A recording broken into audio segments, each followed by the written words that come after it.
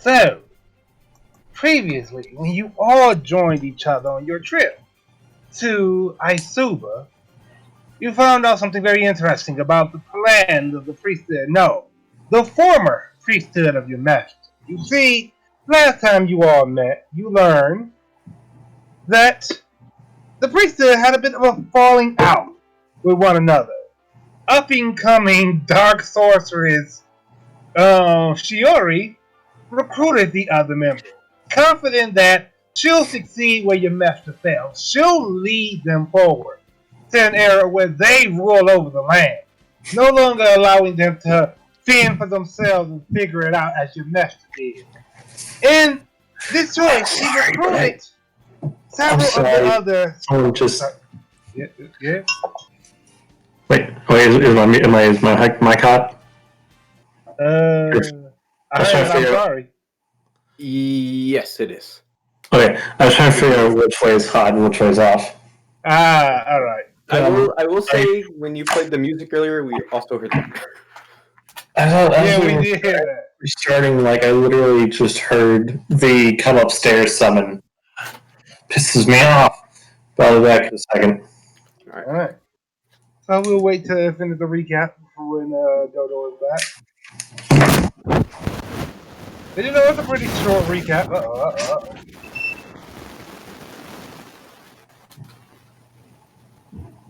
Yeah, it's a pretty short recap. Previously, you found out about Shiori and how she recruited the other members. How she basically stole your master's memory. Then took your master and sealed him inside of a box just to really flex on him. Following that, it's like, well, your master's free. Hey, Sarah, let's do some stuff and get revenge. And she was like, I'll think about it. Meanwhile, I forgot what it was that y'all did when you had to go and... What was it? That we did what now? You found Yamaguchi's base. What did y'all do? What did I have y'all doing? That got y'all to go to... Wow. You don't even know. Go ahead. That it got us to go to where? To the place where y'all met Yamaguchi and found out that his former teammates, are just permanently stuck in the death loop.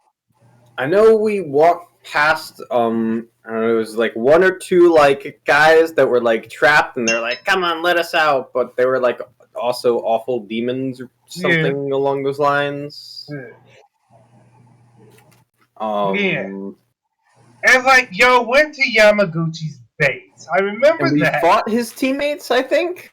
Yeah. They were illusions, and that was his whole kind of trauma, and the reason he came with us, because originally he was with them, but then the Shiori came to his base and then made his teammates like that, and now he always has to walk past them and fight them every single time that he sees them. Like that. Shiori's an awful person. But yeah, I'm trying to think, did the Scarves find out where Yamaguchi set up and tell y'all to go investigate it? Is that what happened? I know that Yamaguchi came with us back, and he said he was going to cooperate. Yeah. I don't write the premise notes into my notebook, so. I just realized I was muted. Did you remember then, Blink? How we got there? Yeah. What was the catalyst of sending you all to Yamaguchi's place? Because I know ago, Shiori basically told y'all, hey, we about to call it the day of endless night. We're going to, we're telling you now, just so you can put up a fighting chance, but it's going to happen. And then you all went home, let them sort out their eventual apocalyptic issues. And when you came back, it was something about, you were talking to Sumi and Sora. Y'all got sent on the mission that involved going to Yamaguchi's place. I think they said they found Yamaguchi, and we were supposed to go there to figure out the plans or whatever for the whole light thing? Yeah, that's what it was. Because y'all didn't know that Yamaguchi didn't join forces with Shiori. And so the priesthood told y'all, not priesthood, the Scarf. We're doing a very informal recap right now, so the music is off, but still. The Scarves are like, alright, go there, apprehend this guy, and we'll get the information we need out of him. So you all went there and got into fights, as you do. We're fighting Yamaguchi's dead teammate. Hey, you got to the point where you found the demons who were like, yo, let us out, we can do some sick shit. Basically. We were like, nah, you alright. Nah, fam. Indeed. No, And after thank you. that, And I can know that Rasad was the only one who was 100% not about letting those demons free. Thinking about it, Rasad was like, fuck no, let's go. I believe Resco was not 100%, but he was willing to hear the argument about releasing.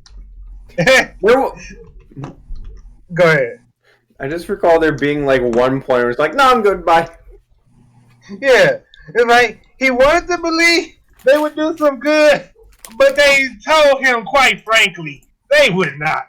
They had no intention. So, right, y'all got that then. They told you to mock Yamaguchi about his dead teammate. Did we do that? No. Aw. They told you to, but y'all were a little better than them. Not as easy. We're not assholes. Okay, that's not true. But we're not that kind of asshole. Exactly.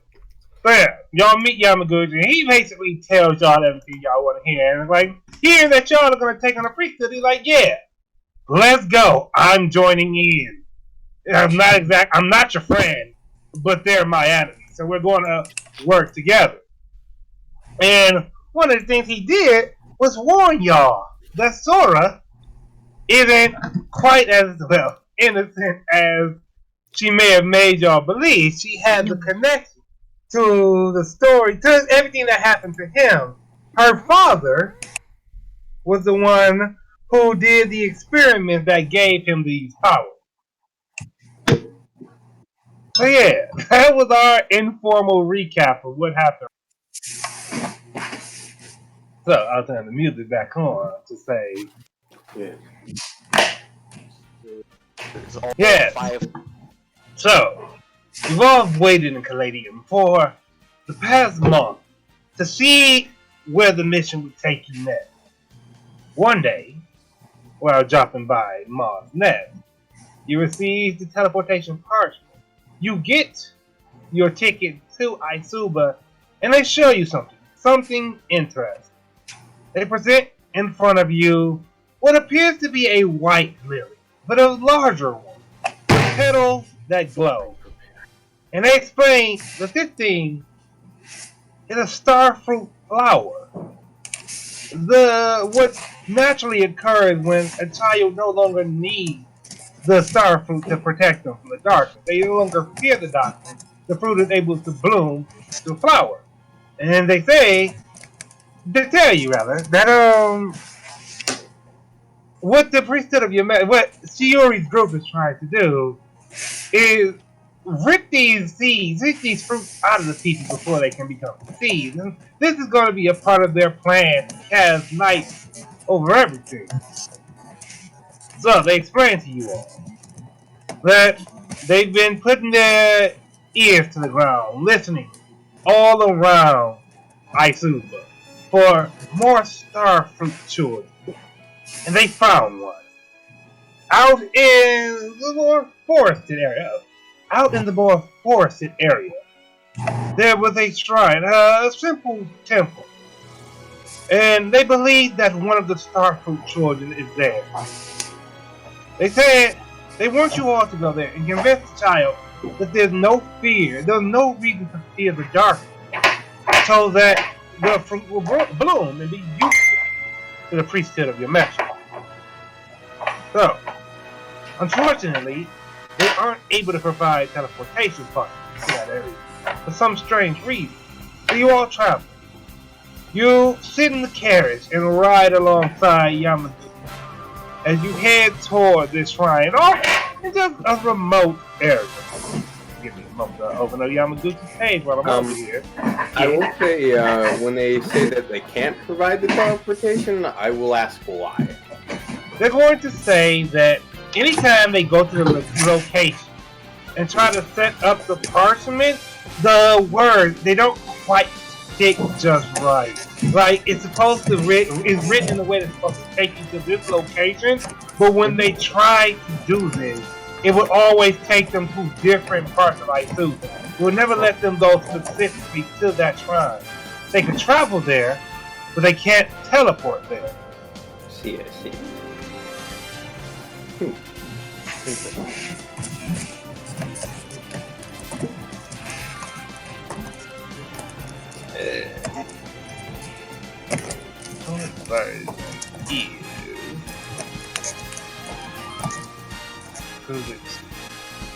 So, is there recaps for what we've done for the week?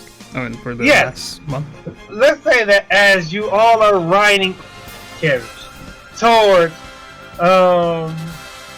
the shrine, you think to yourselves about everything that happened over this past month, in the time between the previous mission and the last one. I mean, the previous mission and the current one. The only thing you missed, Dodo, is the short recap is Shiori Bad recruited the crown priest of your master, basically telling them, hey, guess what? I have the power to make your dreams come true. I'm not gonna leave it to y'all to figure out like your master does. Nope, I'm an active leader. Well, let's get out there and do this together. And Yamaguchi was like, nah, I'm not really about that. And she's like, alright, then I'm just gonna, kill everybody you love and trap their souls in permanent death states. Typical reasonable leader thing. So Yamaguchi, upon returning home, is like, oh, damn. And he just been in this state. He just has to fight his teammates over and over again, just wanting to free them from the torture she's placed them in. Sounds like y'all find a out. Week. Indeed. Y'all find out. Well, not find out. He joins forces with y'all in order to take the previous down. And then we get to where we were before. It's been the meantime, while y'all were chilling in Caladium, back in Isuba, the Scars have been working, trying to figure out where they can find more of these star-fruit children.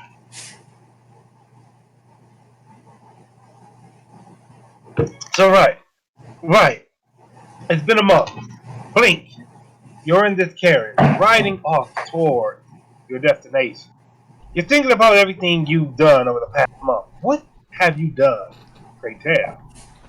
Blake has been trying really hard not to think about Sora or anything. And he's been focusing more on his vigilante work. And he has a new arch nemesis.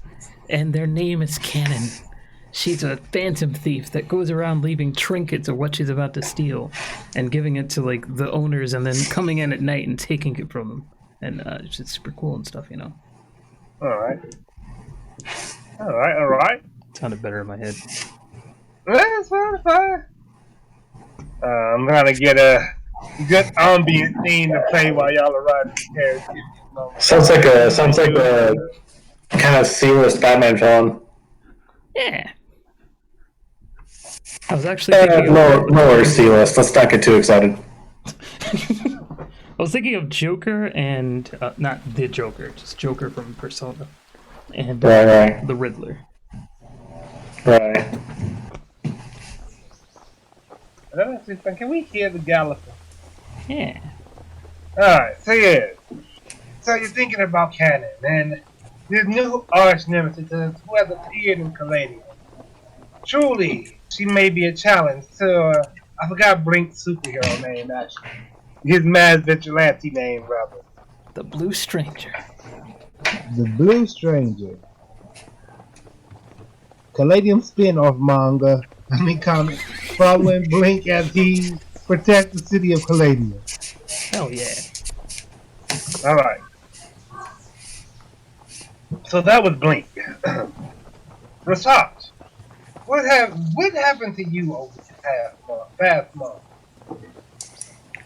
I don't really really know. I haven't really thought about it. Alright. He's just kind of been around.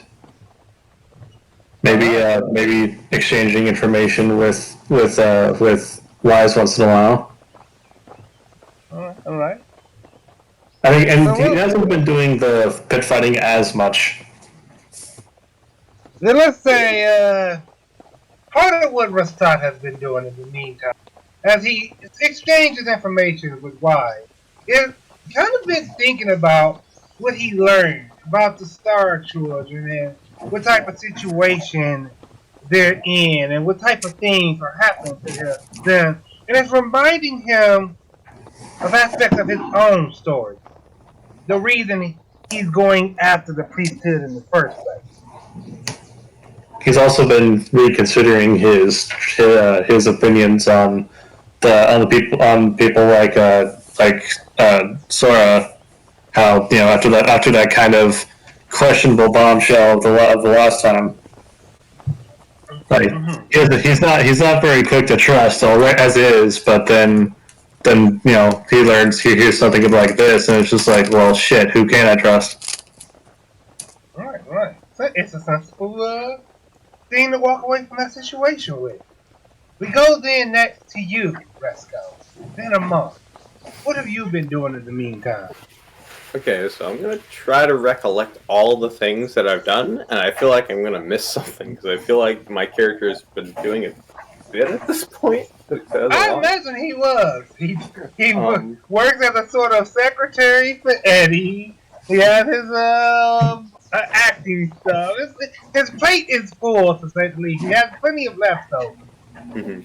He just started doing that, the one thing technically with the one company. I don't, but he doesn't do that a whole lot. He probably checks in once in a while or something, or passes that on to someone else and checks in with them every once in a while. I wrote down the name of that company in my notes. Yes, Tefco.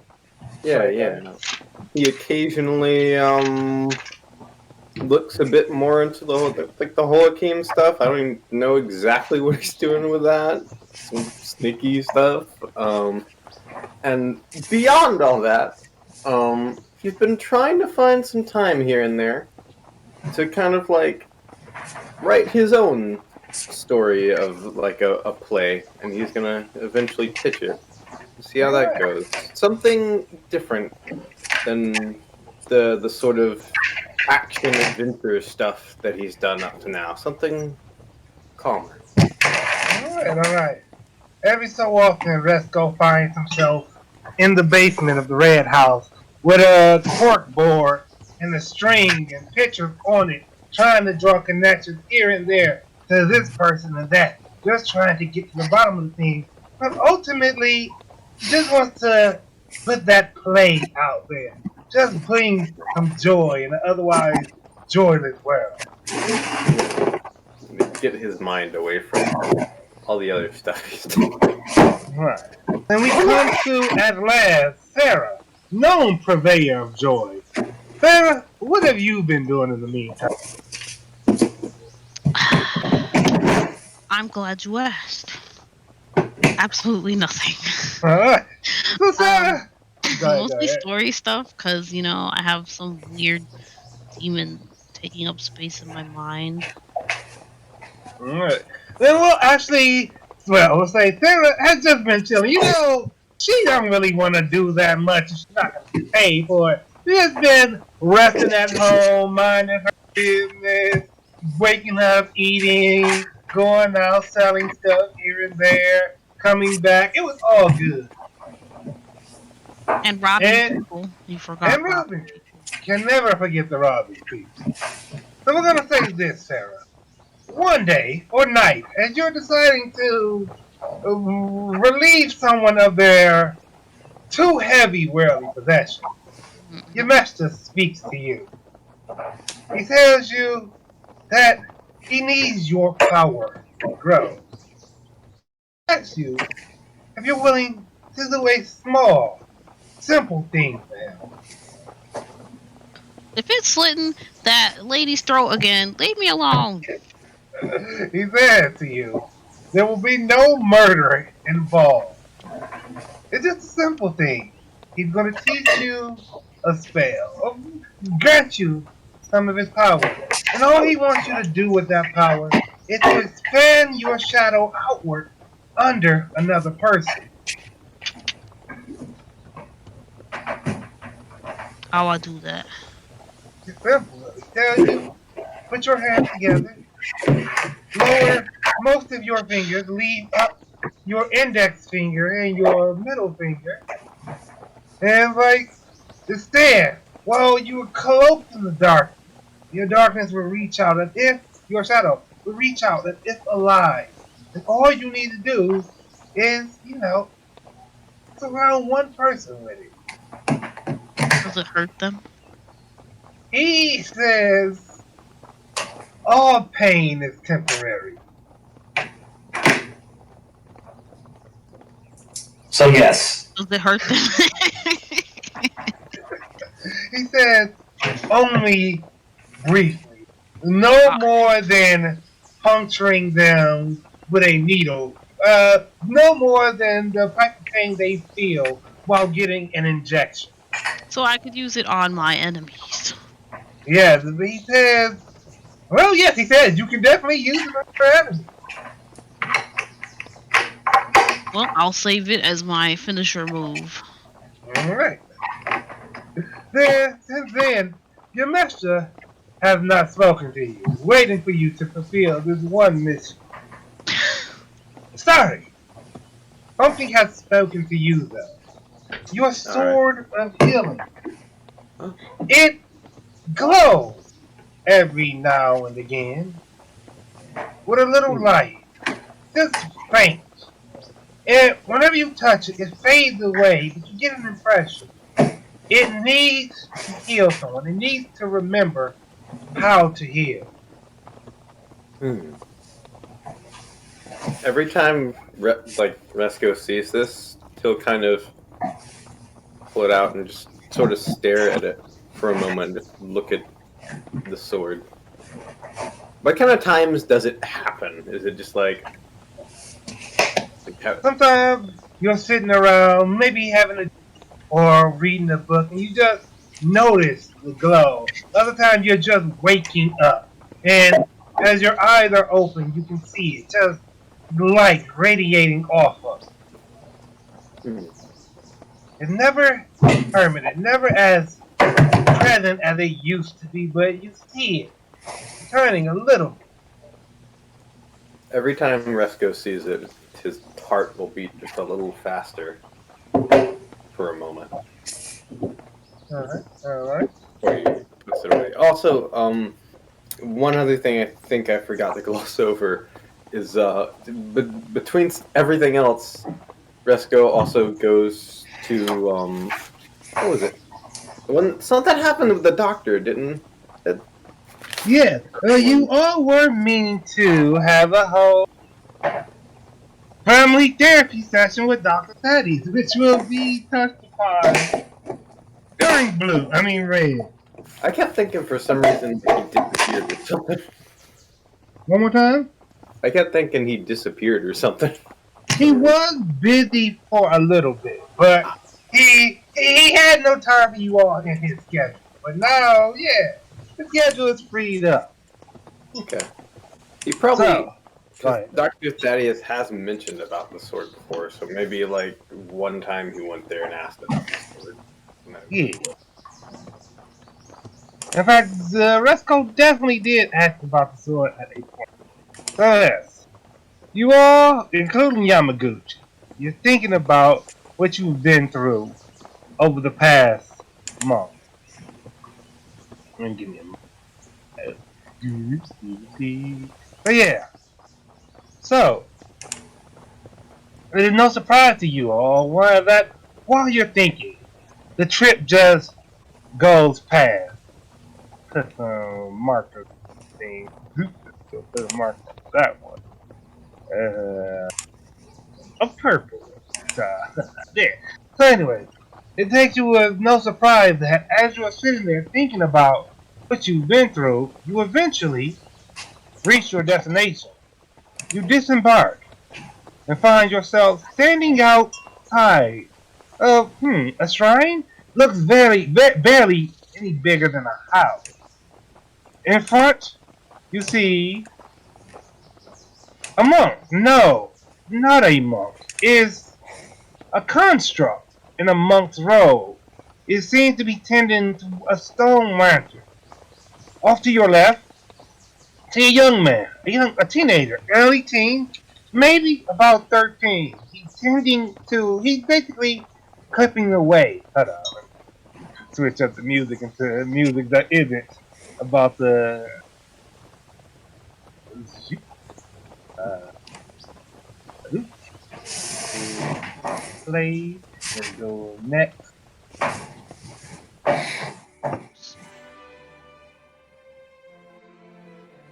Alright, so yeah. Okay. You see this automaton standing there. Yeah, not automaton, but construct automaton standing there tending to the lantern. A young child, about 13, tending to a tree. And so you all disembark. And as you do, both of them turn to you. The construct, it bows. The young man, he draws a worn out sword and points it your way. And before the monk even has a chance to come up to you, before he comes over, he says, "Who are you and what do you want with us?" Oh there, buddy. We're on official I business. can't add my marker. Sorry. Let's see, where is Sarah? Sarah, there you go. Put your marker on the map. So much. Alright. Yeah. The kid, he comes up and he says, "Who are you and what do you want with us?" I'm like, yes, you said you're here on official business. We're looking for the starfruit child? Yes, the Starfruit Child. Star Child for sure, because it's, a lot less of a mouthful to say. Yes. And boy said, "I don't know what you're talking about, but you all sound shady. Listen, if you think..." I probably should put Yamaguchi on that. Excuse me. Yamaguchi does not have a character page on Roll20, so that means I have to grab his pawn out of the map folder. Yamaguchi, where are you? Yamaguchi. I'm about to go to another map and grab his face. Yes, I suppose I am. Go to another map and grab his face. He should be on the Shogun map, theoretically. Nope. Let's see, the meeting room? No. Where the hell did I put his pawn at? Oh, wait, there we go. Nope, there we go. Yamaguchi.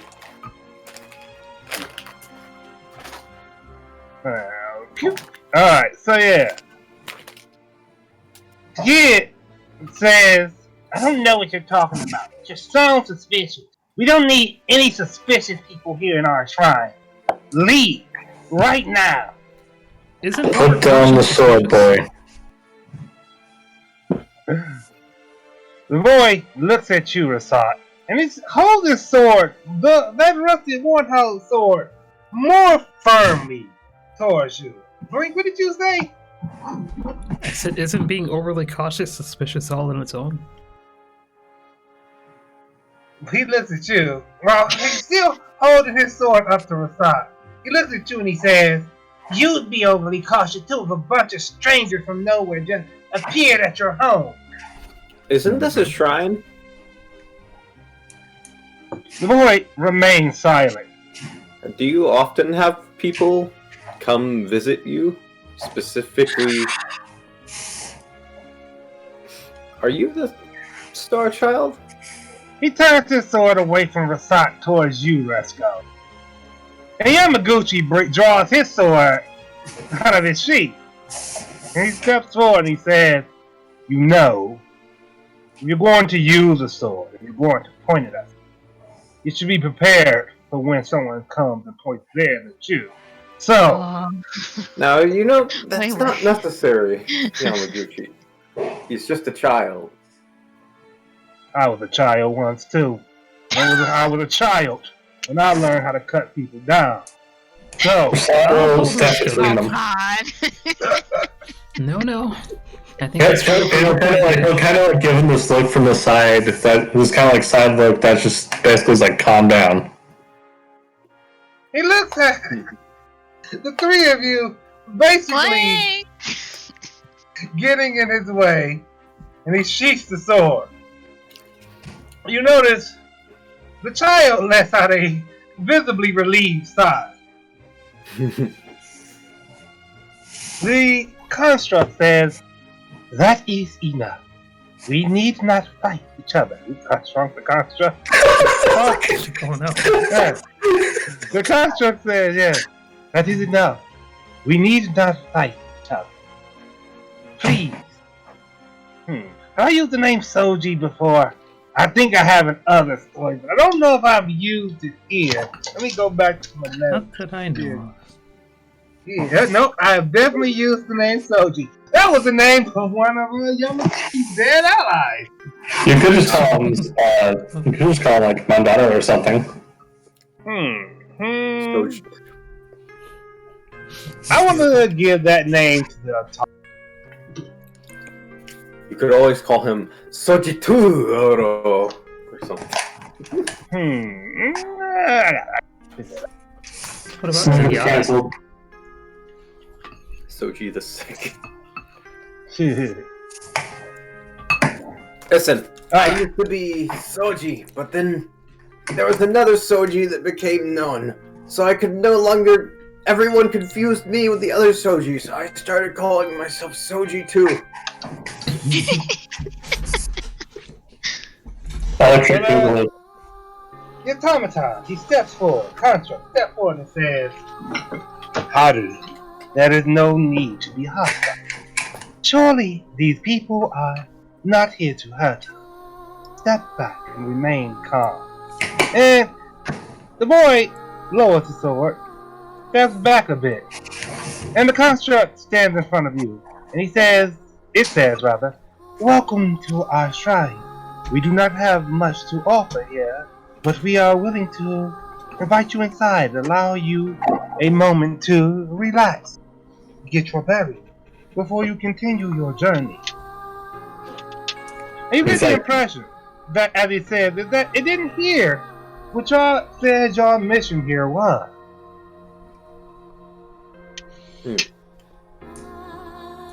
Yamaguchi goes over to lean against one of the trees.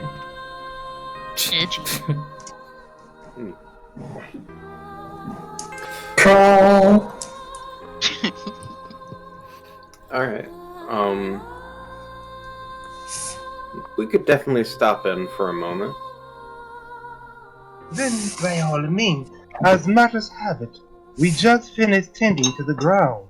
We were preparing to sit down and eat dinner. If you would like, please simply follow us inside. And as the construct... Go ahead. Do you need any help preparing dinner by chance? Not at all. The task has been left to some of the other children. I see. Yes. What y'all eating? He turned around and he said, "Well, I shall not be eating much of anything, but the children have prepared a vegetable stew for dinner today." What's the stew made of? Vegetables, duh. It includes cabbage, carrots, squash, and an assortment of other vegetables. Can I just have Just the so cabbage? happened. You. What was that, Blink? I said, can I just have the cabbage? I suppose that we can figure something out, but please follow me in. And Sarah, you were saying something too. It just so happens that I'm hungry. Very good. We are sure to have a lot of help. So, the priest, the monk, leads the way. Alright? Pulls open the door. Go ahead. Can I lean over and whisper to Rasat, "What are we doing here?" I wasn't listening. Rasat, as you recall, you're here to find the Star Child. And Oh, he's not going to respond. He's just going to roll his eyes. Where's that damn character at? Oh, there he is. All right. Yeah. With the sort of apathy that speaks suck to suck. Blink, did you fall over? No, I I'm just see waiting your patiently. icon turn to the side. I'm just doing my idle animation. So you all, as you start to follow the monk, the boy gets between you all and the door again and says, "You all better not be here to start any trouble. I won't hesitate next time." You see that guy over there by the tree? He's the one we call on whenever there is trouble. So you don't really have to worry about that. I We're not won't here hesitate to next start time trouble. either. Go ahead. We're not here to start trouble. We're here to prevent trouble.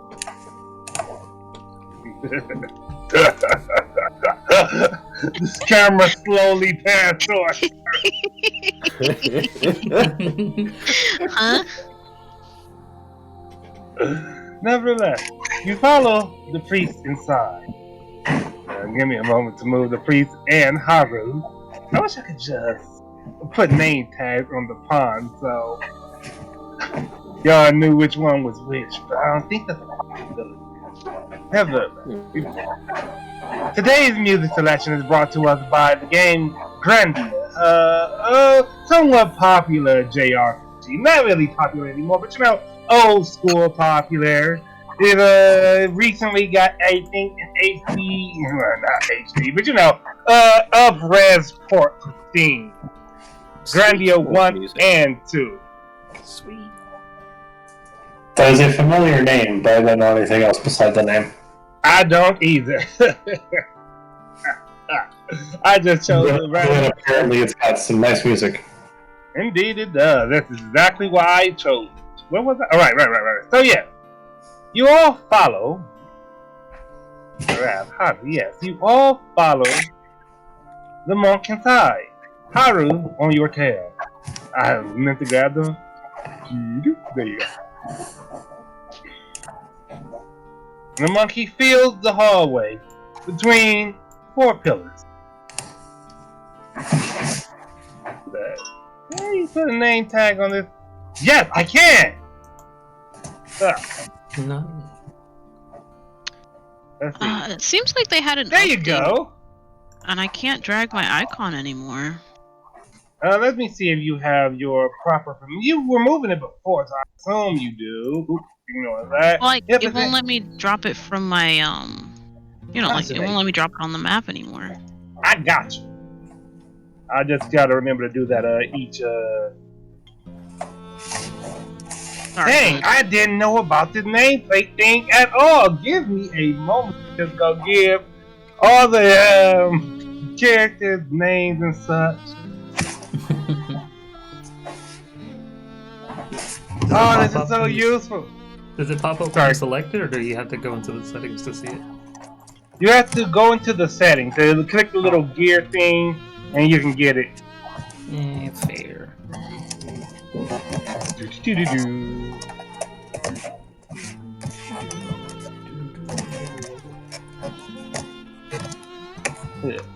This is so useful. Oh my gosh. I can communicate the information so much better to you all now. Let me see. Right. Let me.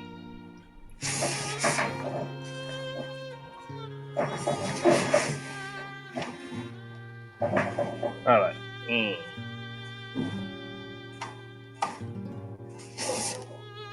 Yeah, Rasat's so big on the screen. Let's see this. Wow, big boy. Interesting.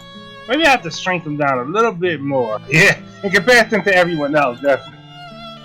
Who was I? Alright, let me just finish putting those down. How tall is Rasat? I can't remember off the top of my head. 6'1". He's the He tall boy. probably is. He probably is the tallest of everyone here. I don't doubt that. I think he's, unless anyone's older than 30, I think he's also the oldest. I think Resco is like right at 30. I think. It's crazy how well we know our own characters. Yes, it is.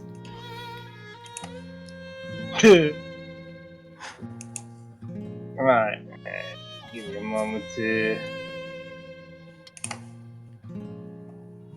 Yeah. Yeah, how do.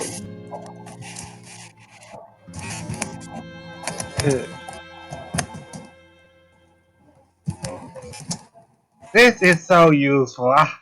It's just like who you tell people. Okay, so just look at the one with the red dot, and that symbolizes this character here. And it's like, okay, and then like, hold on, did you say the red dot or was it the purple dot? And it's like, no, did I say the red dot? It's like, well now, and it's like everybody gets a name tag now. That's really cool. Is the name tag on, or I'm not seeing names? Oh, do y'all not see those? No. Ah! We do not.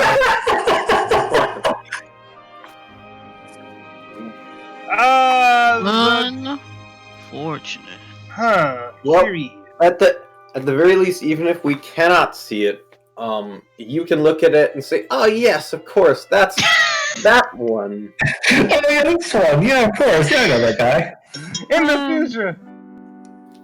Yeah, this was supposed to be Beyonce. Well, I'ma still put these name tags on for my sake, That's fair. So what that a way shame. you know which character to grab, which Exactly. token to grab a hold of. I love how excited you were to have like the name tags. It's like, oh wait, no one else can see them. What a shame. I'll give you a screenshot in a moment, but it was I gonna imagine be. there's just like underneath the icons. Yeah, absolutely. That's exactly what they are. It was gonna be clear, concise, no confusion whatsoever. And then Roll said no. So much hope crushed in an instant. Don't give me hope. Let's see. Alright, one more name.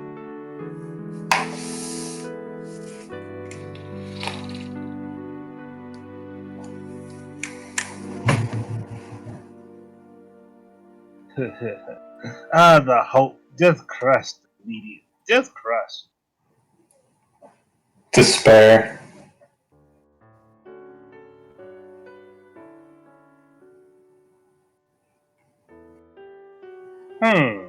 Wonder if. Hold on. I say, let me try something. Naturally, even if I say it's a quick thing, there's gotta be a moment when I'm fumbling around. And what I'm going to do is turn this open, turn that off. Can y'all see the name now? Probably not. Yes, actually. His name is Monk. Ha! Yes. There's a 3-dot menu in the settings that lets you let people see or edit it. You click on that and it's basically player permission. And by turning it on C, y'all can actually see the names now. Nice. Nice. Perfect. Nice. In my head, in response to that question, Nashu said, "Well, you see, you have to be a level 3 DM for that."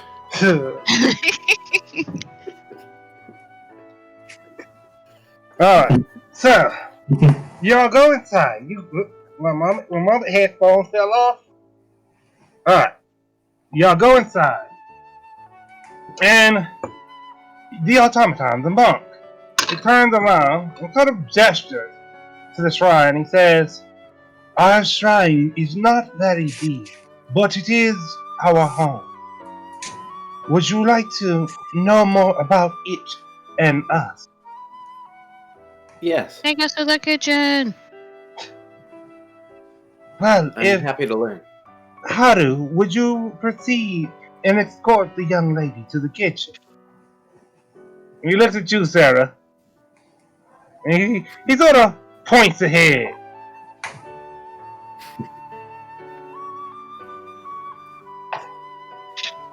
Okay. Escort me to the kitchen. I don't have parents.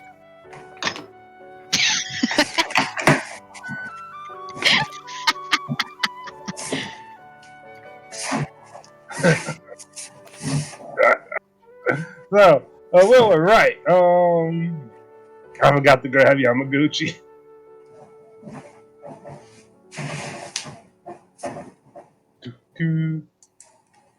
Side note, So he's not going to stand by the tree the whole time. I just programmed one of my custom colors on my LEDs to be this nice deep purple. Nice. Right.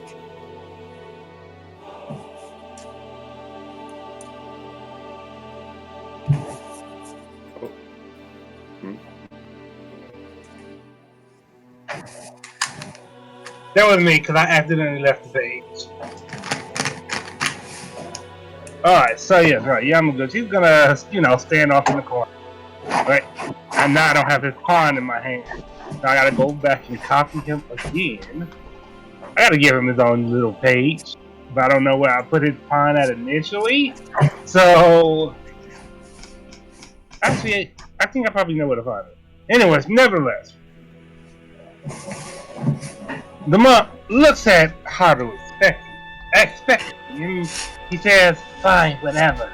I'll lead you to the kitchen. Come on."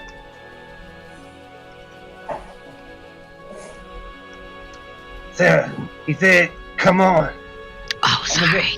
In a very petulant and childlike way. So he leads you down the hall, and while y'all are, walking, the monk, he continues. "Long ago, my creator established this place as sort of a home for wayward children. The idea was that there are a lot of them in the world, and he wanted them to have a place where they could live and be warm. He knew that he would not live long enough, so I was forced first. And since then, I've taken care of many children. Right now, there are only 5, including Haru. But you see, I try to dedicate time to education. This room here serves the purpose of." And he points to, a sort of makeshift class. And he says, "We also teach them how to cook and tend to garden. Many other assortment of things that will allow them to go out into the world and function as they might not have been able to do before."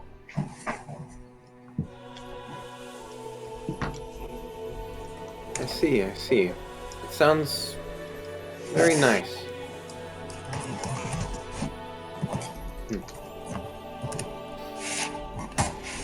Yeah. I did want to ask you, so I came here looking for something specific. Are you familiar with a star fruit by chance? I'm sorry, but I am not, fortunately. Is this a... Where can one find this thing? Perhaps one of the children has it in their possession? You see, we were made aware of it by the Shogun of the existence of this star fruit. And it has questionable properties in the case of someone using it. And we know that there's a child somewhere around here that has made use of it. So we're here to do what we can to make sure the direction of that child's life doesn't take a bad turn. Because Go ahead. without our influence, well, I'm not sure if you've heard of Yameshta. I'm afraid that I have not. Well, let's just say they could be getting involved in some very questionable things. Without Understood. And he looks at you for a long moment. Says, "As it is my task to care for these children, I will put my trust in you. Please do not bring them any harm, but I will allow you to meet them." Resko will bow and say thank you. And the monk will bow to you in return.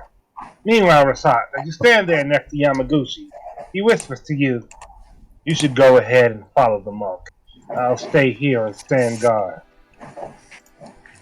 Rasal will kind of give him this look that's like that kind of look that's like I still don't trust you, but you're probably right, and proceed. And you proceed. And as y'all are having this moment, Sarah, give me a moment, Sarah, while I copy. So Sarah, you and Haru, y'all continue down the hall. Gotta place him there. Then I gotta grab you and place you behind him. And place no, it did not. Zoop, there we go. So he leads you over and he says, "Well, there you go. There's the kitchen." Thanks. When are you guys eating? He shrugs. Instead of just turns away from you. You walk away? Nope, just turned away. Oh, can I poke him? Absolutely. What's the problem, buddy? Why are you people even here to begin with? Why before y'all came? Honestly, I don't really know. Makes you all even more suspicious. Can't trust people like that. I'm just here to eat. Well, there's the kitchen. And he continues to stand there with his back facing you. I don't know. Kids are weird. Good, Brady little shit. As you think that to yourself, Sarah, you peek into the kitchen. You see a few more kids around.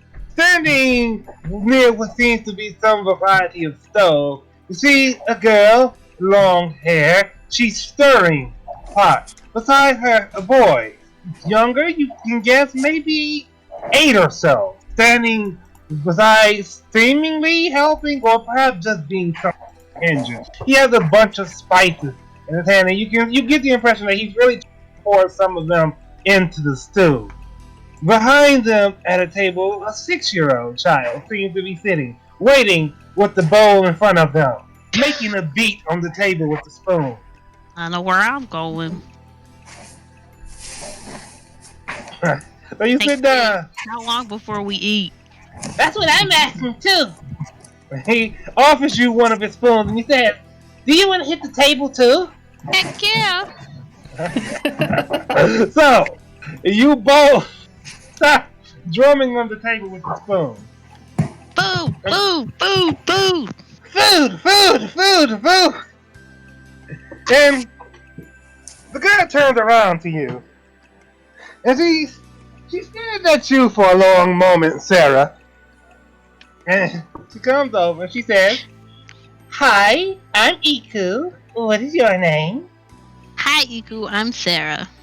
"Sarah? How old are you, Sarah?" You don't ask a lady how old she is. "So you're old then, right?" Older than you? "Yep. So if you're older than me, why are you beating on the desk like a child?" I'm joining y'all for dinner tonight. "Okay, but why are you beating on the desk like a child?" Stop asking adults who don't know questions. Maybe then the adult that I don't know shouldn't have any food. I'm getting some food. I was promised stew. Well, you say that. You see the other one, the one standing at the stove. He has those spices. It seems to be some sort of red powder. And he's just shaking it multiple times into the stew. I like spicy food. And she says, so Iku, she says, Well, Miss Sarah, if you want food, all you have to do, like I told Chiba to do, you have to sit quietly and wait for the food to be done. How much longer though? I don't know, about 5 minutes or so. Okay, I can wait that long. and as you say that, and the kid definitely hides the spice that he was pouring. The bottle is about half empty now. Oh my god. And the girl goes back over to stir it. While this is happening, I gotta grab the monk. The monk leads you all, the others rather, he leads you into the hallway.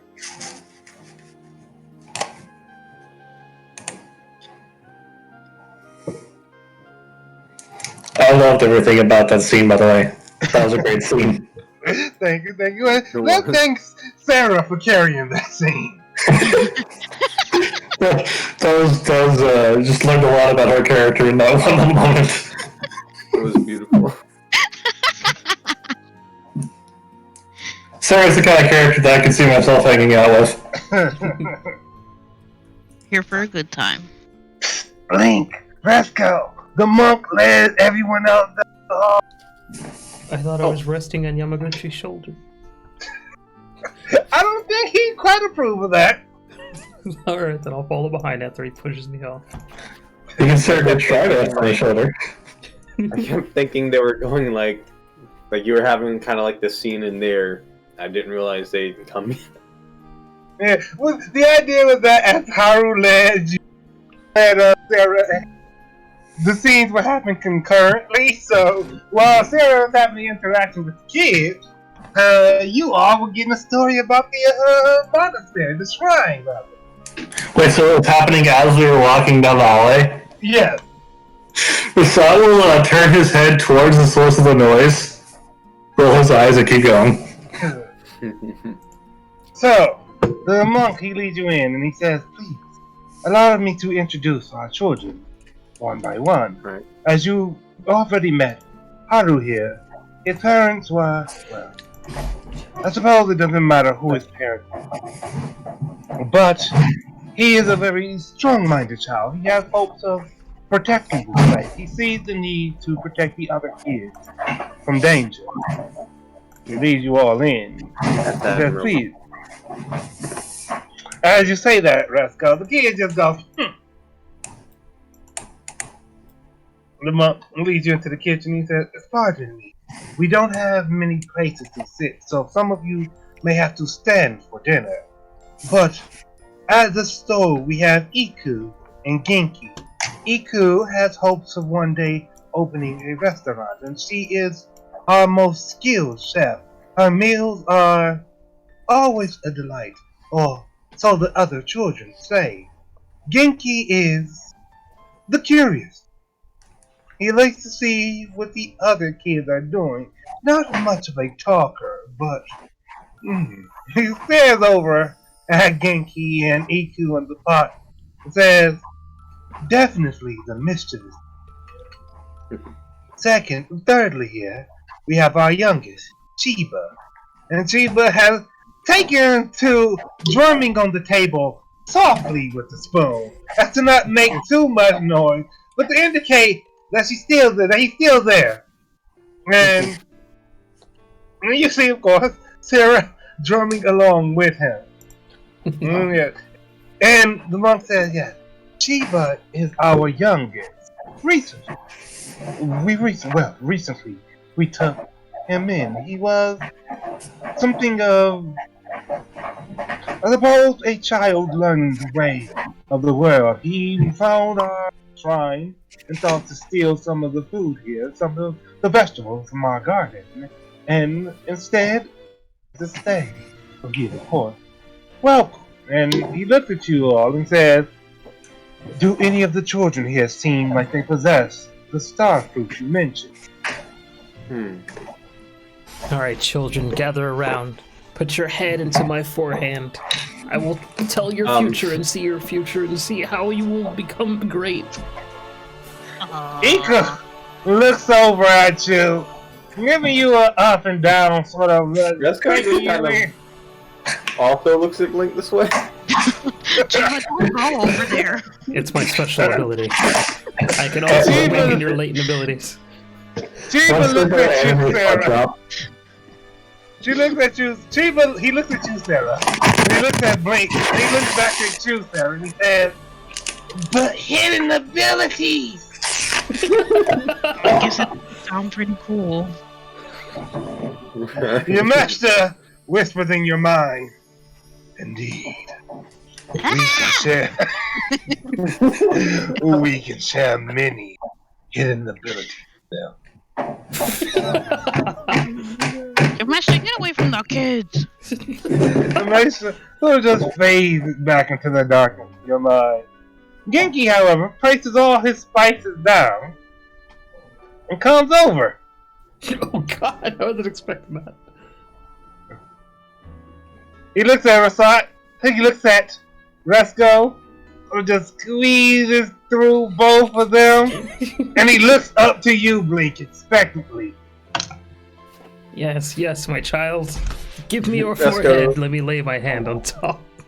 Resco, she's like, yes, Blink, show us your hidden ability.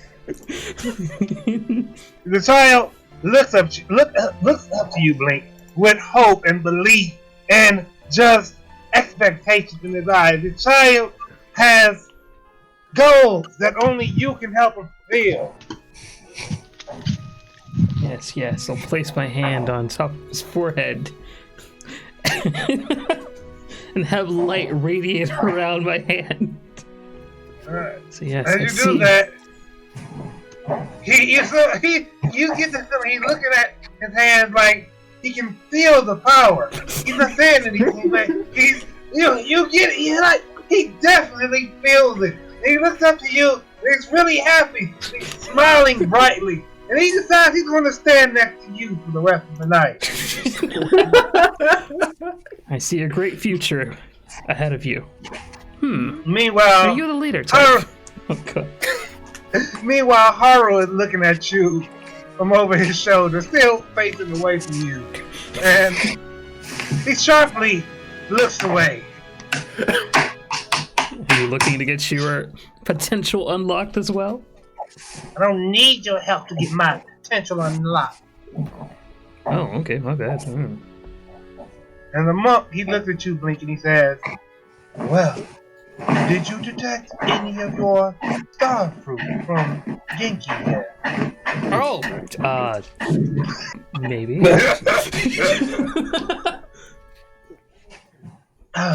And what can we do to help you take the star fruit back? I don't think it's as simple as taking it from someone. If I recall, like, what was the whole thing they told us? Like, basically, we just have to, I don't know, like, befriend them? Or, like... Ultimately, convince the child that there's no reason to be afraid of the dark, and they won't need the star fruit anymore. It will blossom into a flower and become useless to the priesthood. Well, Chiori's team, which I have to properly name. I'll look over to the monk and I'll say, the effects of the star fruit are a little difficult to really see, but I think we'll learn the most just by interacting with them. One of the big signs we're looking for is, are any of the children distinctly afraid of the dark? The monk thinks about it, and he says, no, I have never noticed the children possessing any particular fear of the nighttime. They're definitely looking for something like that, and it could be something relatively subtle.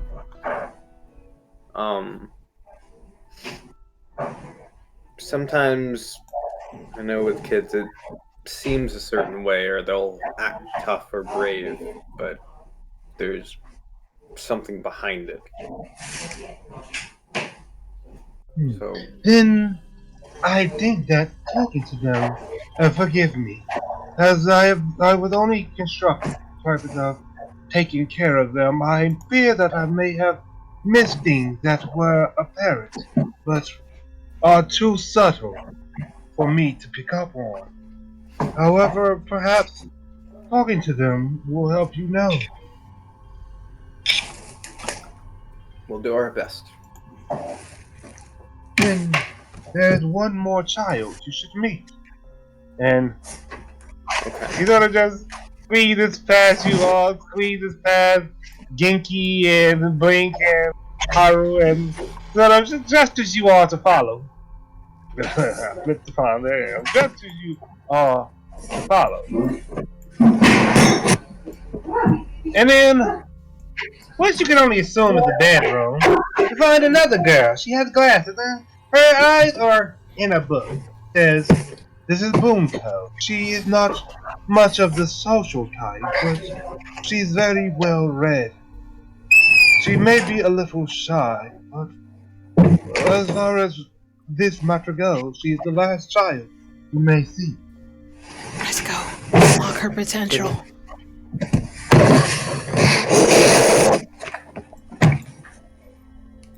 What was her name again? Bunko. Bunko. Okay. I'll go up to her. Say, "Hello, are you Bunko?" She looks up and gives you a sort of light nod.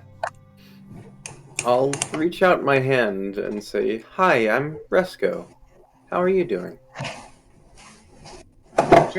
She stares at your hand for a long moment and says, I'm fine. Okay. Resco will take his hand back and he'll say, "I'll be staying here for a little while. We're just,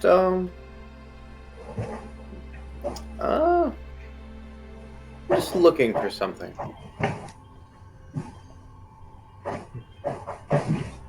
and I just said that Haru, who was definitely standing there all the time and didn't just walk away.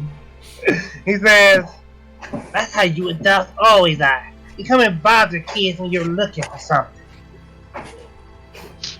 Well, I'd say that's how most people communicate. Sometimes you have to talk to people involved in stuff. How else are you supposed to understand each other?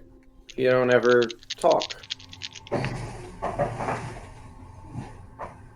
Some of us just can't talk. Genki can't talk. Does that mean that he's not good or something? No, but if you can communicate, if you can talk, and you have that ability, then isn't it better to talk instead of risk misunderstanding the people close to you?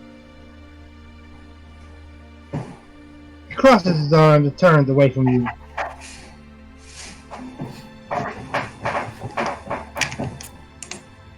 Resco just kind of nods. And Resco says to, what was it, Bunko? Yeah. He'll say, well, thank you for your time. She And just I'll see you- sort of, Yeah. go ahead. Yeah. She just sort of nods softly as she say that. And Haru kind of just stands at the door, waiting for you to leave. I'll take a peek at what the book is. Not like walk up and check it out, but like if I can see it. You take a look. You can't really see the cover of it based on how she's holding it, but you do catch a few words. It seems to be some sort of adventure story about a princess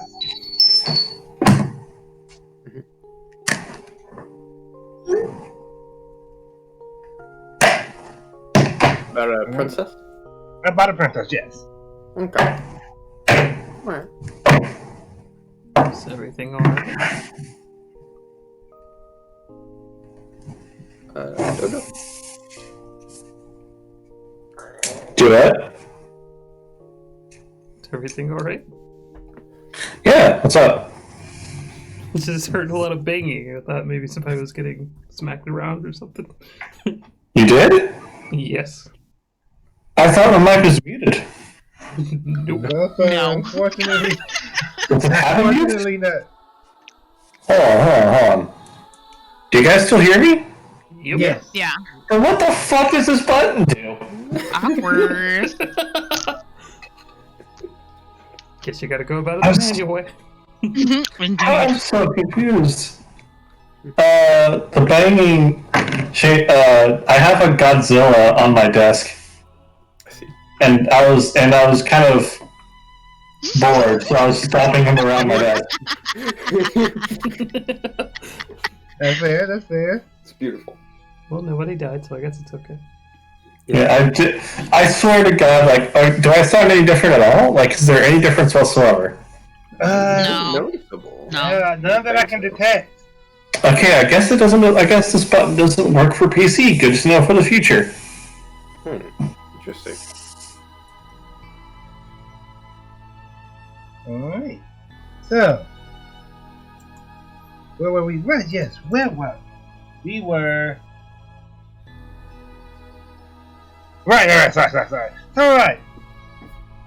As you mentioned dinner, Resco, you hear a bell.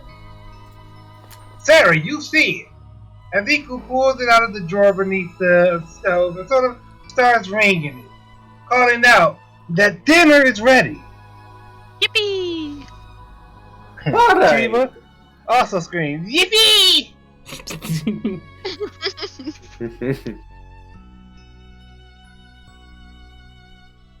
And so the monk says, yes, please join us for dinner, as it seems you all still are on this important mission. And yes, naturally, they start going over one by one. Bunko keeps her head down and she carries her book. I'm sorry, let's go. Wait, let's go. Yeah, that's it. I meant to ask. I might have missed it. How old is this girl? That girl is 8 years old. Much, Okay, just get a picture in my mind. much like Genki, she is 8 years old. And let's see, in case I didn't tell you all the ages, Haru is 13, Genki and Bunko are 8, Iku is 12, and Chiba is 6. Oh. That's very telling that among the two of them, Sarah was the first one to make a racket between her and a 6-year-old. I had to let them know I was waiting. So, Iku starts collecting bowls, and he starts pouring ladles full of the stew into the bowl. She places one in front of Genki, one in front of Bunko. She refills a couple more bowls, gives one to you, let's go. Gives one to Chiba. Goes back, grabs another couple of bowls, gives one to you, Sarah. Gives one to Haru. Thank you! Maybe cabbage. Fills it. She looks at you. She's getting ready to fill up the bowl. Says, "Could you repeat that?" Yeah, me and processed foods don't really go too well. Can I get some cabbage? Like raw cabbage or something? Raw? Process? Anything that's cooked. Cooked? You're gonna eat raw cabbage? All right. You don't? Rasat This sneaks. episode where you turn into a goat? Rasat uses the moment of Iku serving everyone food to sneak off, going off undetected. He's going in to check on Yamaguchi, make sure he's not getting into any trouble. All right. Hold on, at that thought for a moment. Just for So, obvious reasons, he still doesn't trust this guy. absolutely fair. He just knows he's been awfully quiet since we got here. Blink. She looks over to you as you ask her for raw cabbage. She just kind of stares at you for a long moment. She says, Have you never seen an elf before? Do you at least want it to be seasoned or just No, raw? no season. Just cabbage. You don't ever eat raw cabbage? She squints at you. You guys eat lettuce but not cabbage? She squints harder at you. Do you even eat lettuce?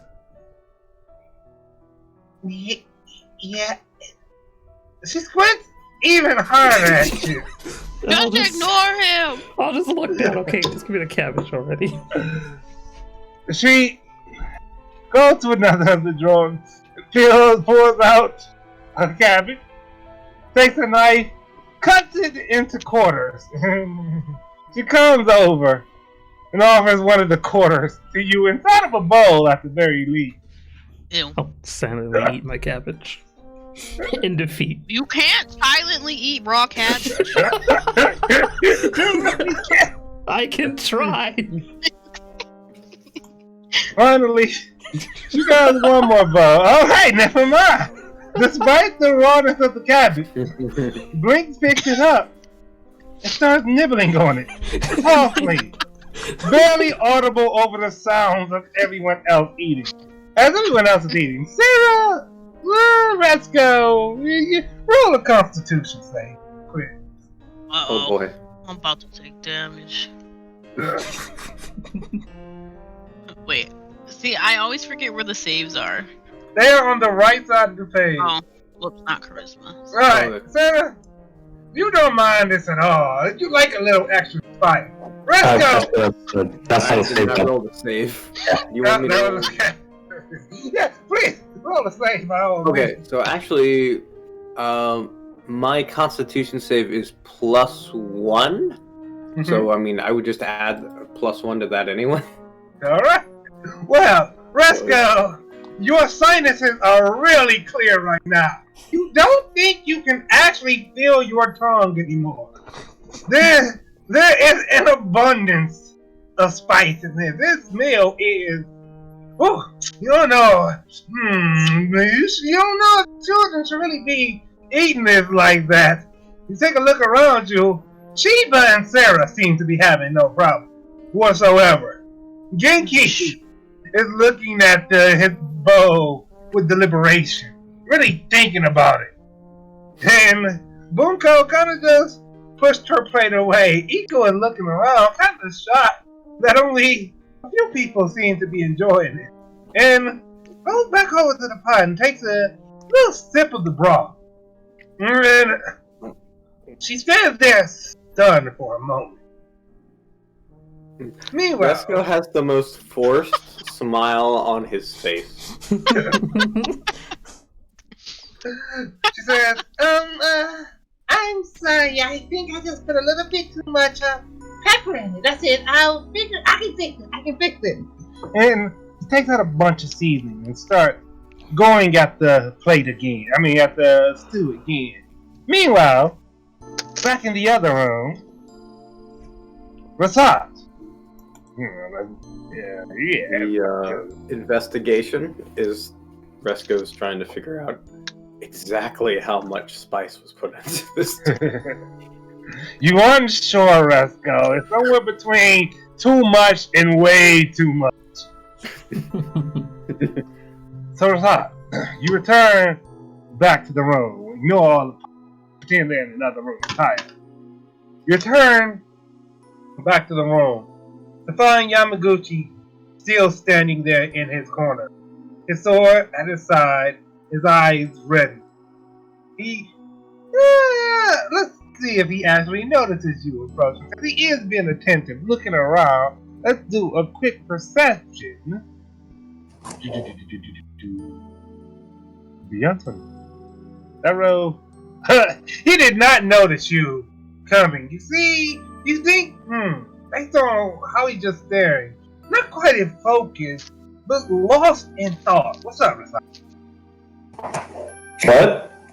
I said, you notice, well, rather, Yamaguchi, he did not notice you return to the room. You get the impression that maybe he's lost in thought. He's going to watch him for a few minutes. Mm. You're watching them standing there in the shadow of that pillar, and you see, yeah, you think you can notice him mumbling himself a few times. His face stays straight, but he's muttering something to himself. Can I roll someone and try to read his lips? Absolutely, roll a. I was actually gonna say you can roll a perception to see if you hear it.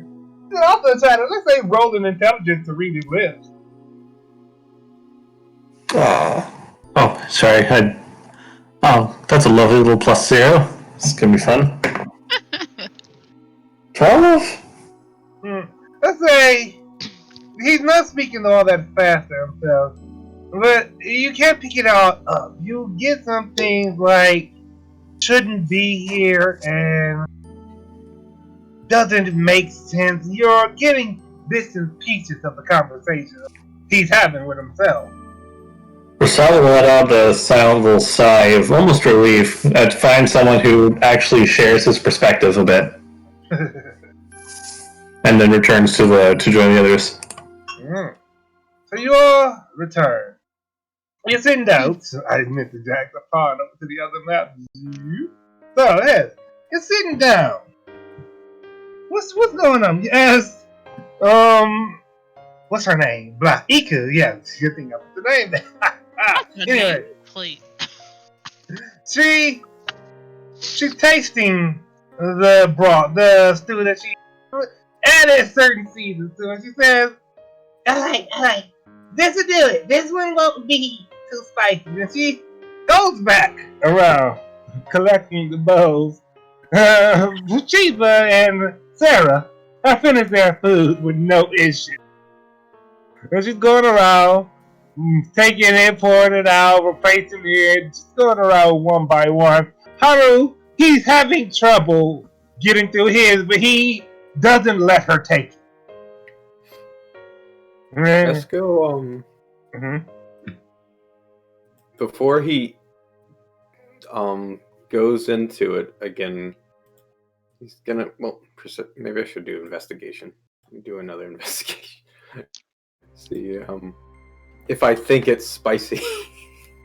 Alright. You're a little cautious there. She says it's not that spicy, but maybe you taste. Maybe it's just the spice on the spoon, and that's all it is. Resco feels like quite a bit of social pressure as he takes another spoonful. Like he feels like this is the biggest challenge he's had in about a week or two. As he takes it and eats it, and is surprised that it's not burning. And you see Iku let out a sigh of relief. And she says, "Does anyone want any seconds?" Me? She doesn't seem surprised at that. Going by Chiba raising his hand. Genki grabs his bow and goes over to stand next to Blink. Rasat will sniff at his bowl with his, cat nose. Just kind of guessing. Yeah, go ahead. I was gonna say, yeah. You get a good sense of flavor. Something. No, there was definitely extra spicy. You think you missed it by a moment, but she managed to balance it out. I think, this would be all right to eat. After a few sniffs, sure, he will. After a few sniffs, he will shrug and take a spoonful. Yeah, it's pretty edible food. Not bad, actually. You think the girl might have a future? The monk, he comes over and he says, "Children, the people who are our guests here tonight would like to get to know each of you a little better. Learn about your stories and..." He thinks for a moment. the things you like and dislike. Would anyone be willing to start? And already Chiba's arm is up. And he's looking over to you, Sarah. And he said, I like... go ahead, let's go. I was just saying I was looking over to him. Right. And so he said, I like adventure. I want to go all over the world. I want to see all sorts of things. I want to go into really, really deep caves and really, really old castles and see all the things you can find. You should come with us then. I should! Mr. Monk, can I come with you? That's not a good idea, kid. He'll shoot her a hell of a look. I ain't doing anything here anyway. He looks around. Eyes starting to water a bit and said, I can't go with you all? Maybe one day, many years from now. But until then, you gotta work on building yourself up, and listen, you gotta look after everyone here, okay? If you can do that and prove yourself to us, maybe one day, in a couple, some years down the line. All right, kid. He looks at you, Resko, for a long moment, then looks back to Sarah pleadingly. I'll come back for you later, kid. He smiles, nods, and then looks over you, Resko, and says, yeah, I understand. All right. You get the impression, Blink, that the child does not truly understand and will wait for Sarah's return. Hope that doesn't come back to haunt me later. Resko kind of just does this grimace face, looks at Sarah. The dog notice look like you are a bad influence. No, that was on Sarah to see if she was actually lying. Oh, Sarah, were you lying when you said you'll come back? Who can say? That's Sarah hasn't decided if it's the truth or not. So, Iku, quick to change the subject, she says, I am going to open a famous restaurant that everybody from all over Soloston will come twice with to eat at. And Chiba is going to be there to help me. Isn't that right, Chiba? And Chiba nods his head slowly. What I don't like is, and she stares at you for a long moment, irresponsible adults. They always ruin things. Trust me, they're everywhere. She looks at you and nods slowly. But sometimes the ones that you think are irresponsible are actually just the ones that can actually have fun. She looks from you to Sarah. And then back to you. I'm eating my stew and minding my business.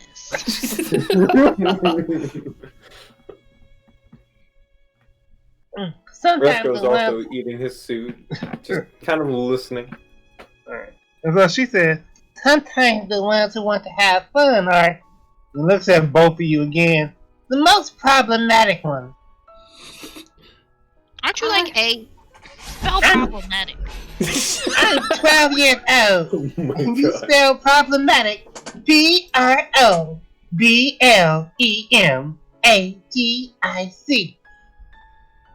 Well, I don't even know if that was right or not, so.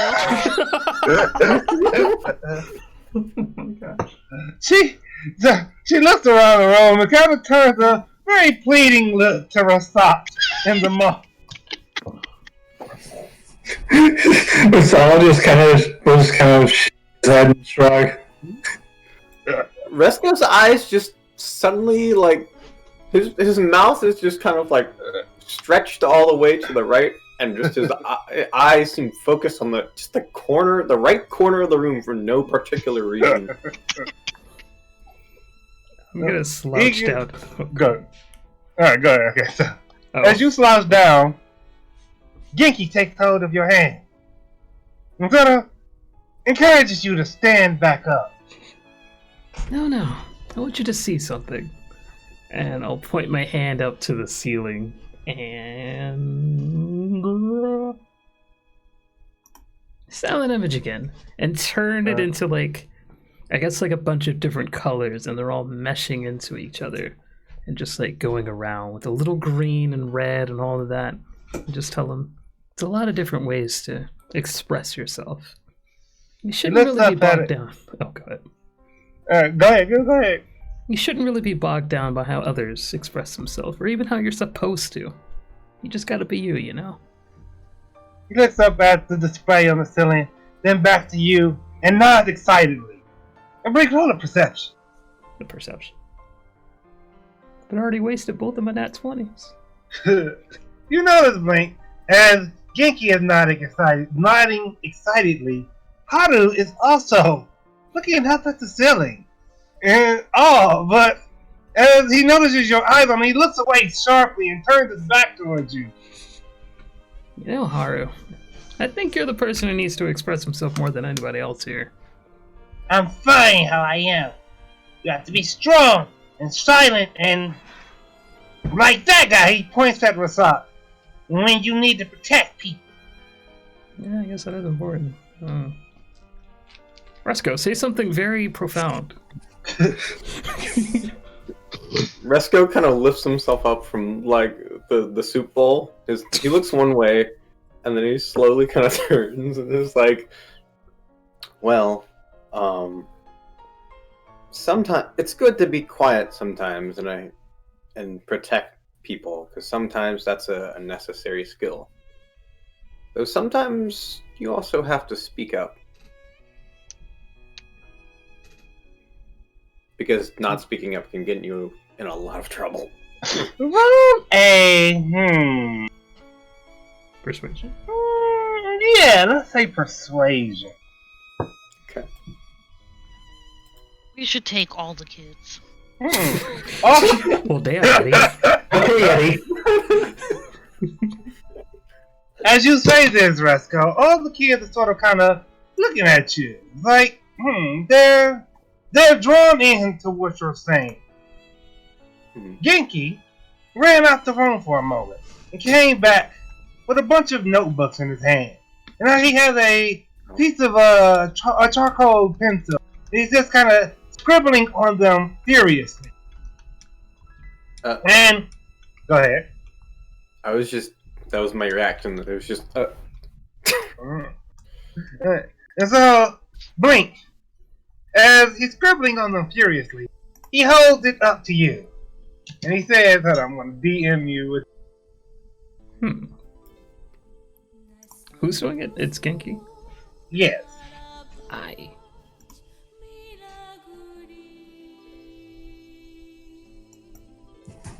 What's this almost haunting tone?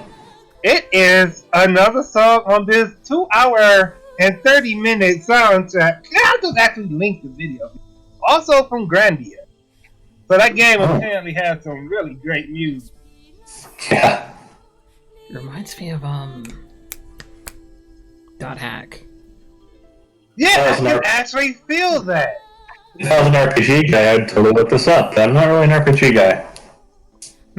At least I'm a JRPG guy. I feel you.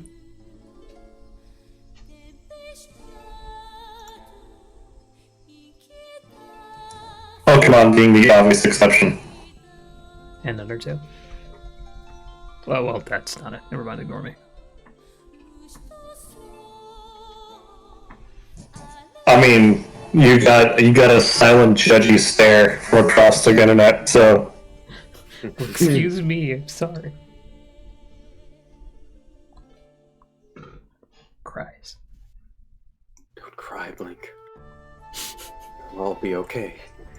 Okay. No.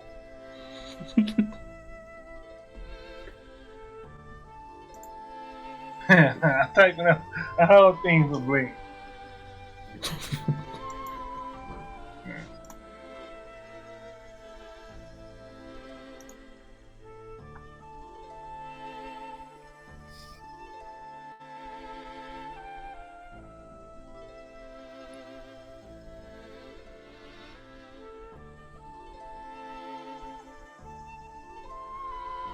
Let's go look up at all the imagery that Blink has made.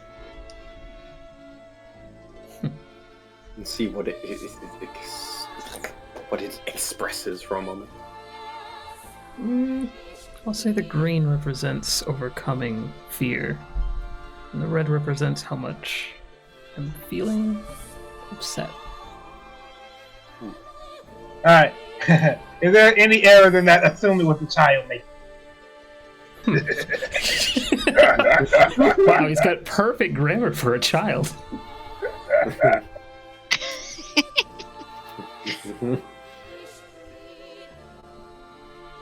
No. You know what? Yeah, I'll look up again and like point at like the green that's swirling around the red and say, that red used to be nothing. I mean, that sky used to be nothing but red. It was all of my insecurities and fears and just me thinking that I couldn't do anything. But suddenly some green came in my life and caused me to be a lot more strong. I think a lot of the time we think that we don't need help, but that's when we need help the most, unfortunately. He nods to you. Carry on. I think you're gonna get through this.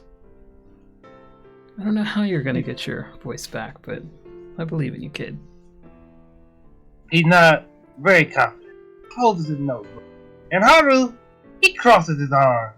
And he says, Why is everybody just getting pulled into it? They're a bunch of calm people. They came out of nowhere. Now, they're being friends with us and everything like that. Nobody finds a problem with this? Somebody's a little scary. Sada let out a chuckle.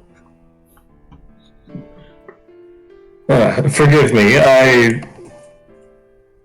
See, he'll look up to Haru. You see, I was much like you, not letting anyone in. But then I met these guys, and things have been different. he looks at you. Well, let's say roll a persuasion. Ah, shit. Let's go. I will say with advantage, since Okay. he thinks you are the most reasonable person here because you haven't tried to befriend him. I'm glad I have advantage because I have a +0 in persuasion. So here we go. Okay. That's better. 17. Alright. You see, there was a moment he was going to say something rebellious, petulant. In response, whatever it was, he drops it. He just says, I hope you can really trust them. You know, you put your trust in people sometimes and they change and bad things happen. This is very true. as you say that, he says that, Sarah.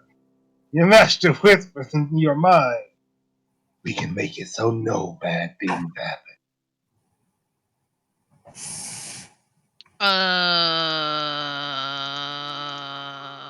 I'm just gonna ignore him. Slash I'm ignore. not moved by this stuff, so I don't know why he said that. Can't he like read my mind? Amusingly enough, he cannot. Oh, oops, that would suck. Well, he only knows how to tempt people like he has learned to tempt people.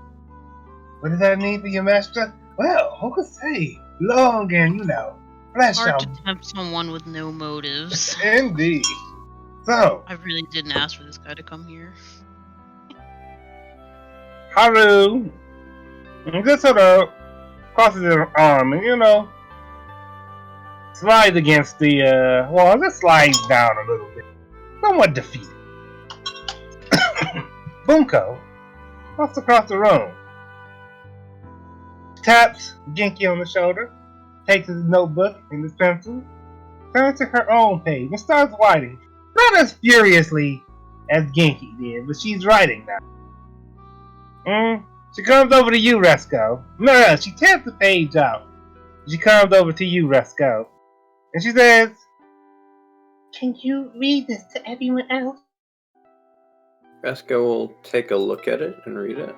And let's go. How you taking a look at it? Read. I'm typing your DM.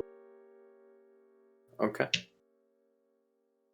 Can I just say, like, tapping at the music during that, like, heart to heart was basically perfect.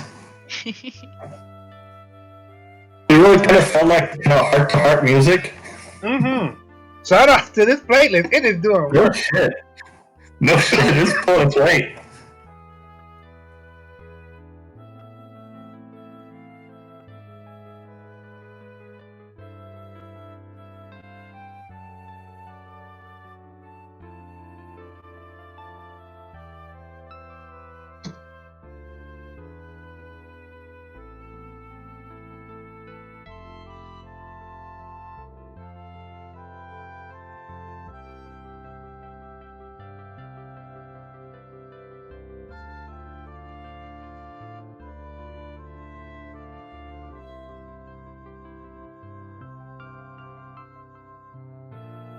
Y'all are doing pretty good this episode, I think. Pretty good at all, not bad at all. Yeah, we didn't even burn anything down yet. Indeed. But more at the character stuff. Because, like, the whole narrative of convincing whichever person is the star child that they have no reason to fear the dog is like, y'all are doing pretty good with your interaction. Even if Haru might be a little right about being a con man. Like, he's really inspiring Genki. And that rousing speech that Resco gave, that's good. Instead of bonding with Chiba, it's like you all have connected to these children in one way or another. It's good. Did you just call me a con man?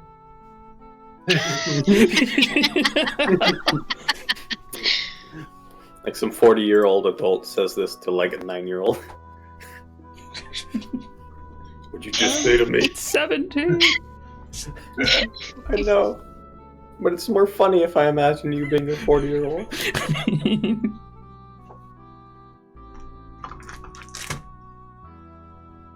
Well, I'm not 17. He is 17.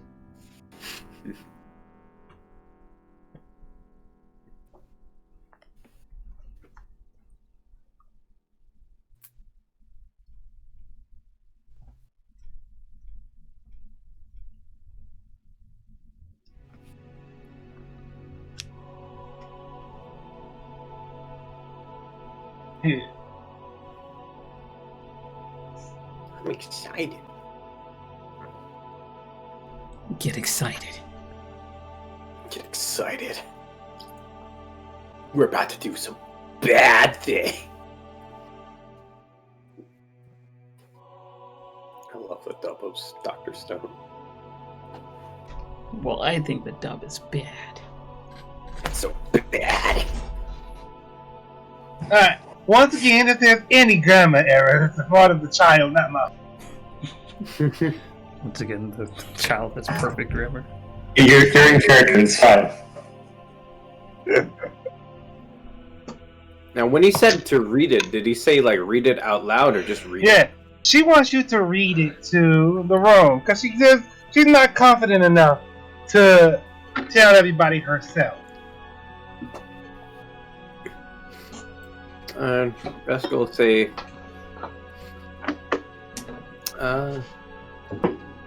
if I can get everyone's attention for a moment, I'd like to read this out. Stops my little light show. I'm Bunko. I'm 8. My daddy and mommy were really good at writing. They used to tell stories about all the story that happened in Aisuba. Bad people didn't like that. They said they didn't like the attention and said they'd do bad things if they didn't stop. Mommy and Daddy were good, so they didn't. So the bad people came back one night. They hid me, but couldn't hide themselves.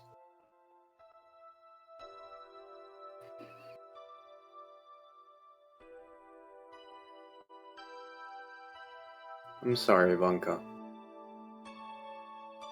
You didn't deserve that. Once again with the music hitting the feels.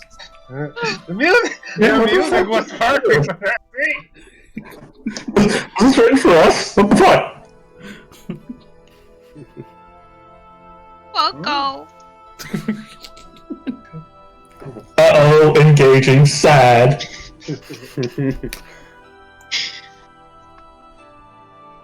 So, as you all go to as Resco finishes the story, the monk looks over and says, "This is the most that I have heard the children speak of their troubles and their lives.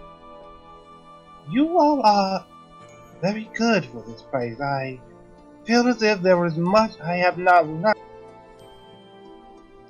Very interesting, but..."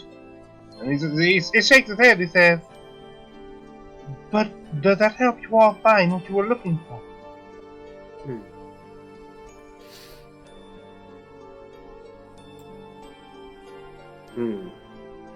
I will stand up and put Genki on my shoulders, be like, yeah, we found some awesome people. Roll a strength! He's 8! I said what I said. I have spoken. Please, please, please, please, please. Yes! Alright, it's not much trouble for you to lift Genki up on your shoulders. What's with the evil laugh? You know, just evil laugh. And you do that. Chiba looks over to you, Sarah. Pats his head. No. My strength is -1. I have a -1 in strength. He turns to Resco instead. Okay, who's trying to do what now? I think I missed that a little bit. Chiba wants you to lift him up on your shoulders like Blink has done with Genki. Resco, not being probably as strong as Blink, goes a little wide-eyed, but he's had stuff like this before, so give it a shot. Roll a strength. Okay, this goes. Is it Imagine strength the or strength save? Just strength? Strength. Yeah. Okay. Imagine the emotional scars that comes with not being Oh, able boy. to pick up a 6-year-old. I'll say, not just enough. You gotta stretch a little bit. But you come over and you lift Chiba up onto your shoulder.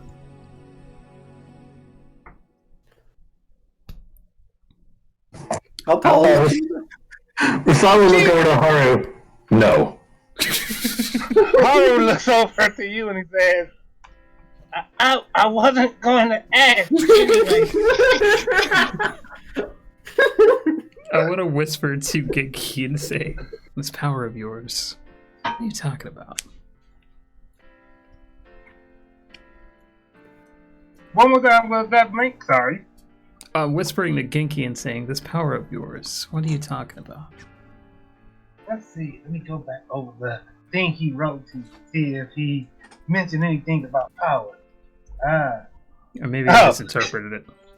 He writes down in his note, shows it to you, the power you helped me unlock. Yes, of course. This.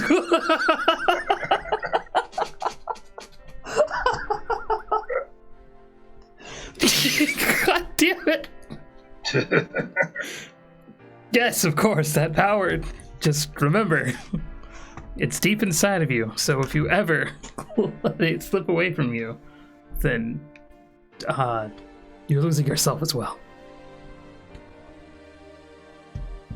Let me retcon that. Damn it. The power is deep inside of you, so don't ever forget that.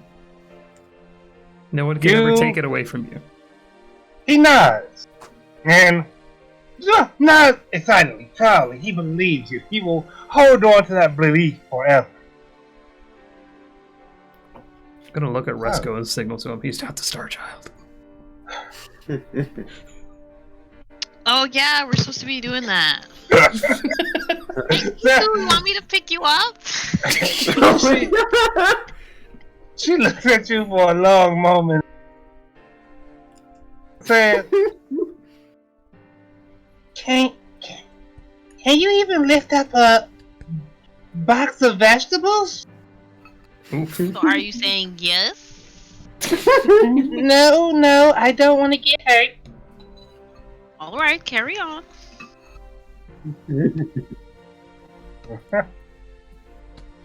alright. So, yeah. So, Eagle says, Will you all be sleeping here tonight, then? I think so. Sure, why not? Well, we If you don't don't have mind. any. We don't have any room in our room, but we have plenty of bedrolls upstairs. If you go and get those, you can sleep in the room where we have our classes at. I appreciate that. There's a tree outside, right? I'll sleep in that. Genki writes down in his notebook in large letters and turns it to everyone else. And it says that he's going to sleep in the trees too. No, it's very dangerous up there unless you're adept to doing it. I don't think you should do that. Shiva whispers to you, Resco. I want to sleep in the tree too. God damn it. I said Chiba. How old is Chiba again? 6 years old.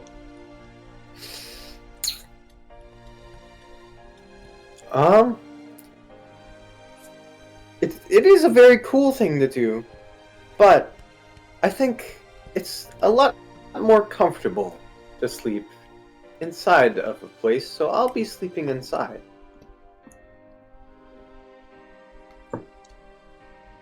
I need a blanket to sleep.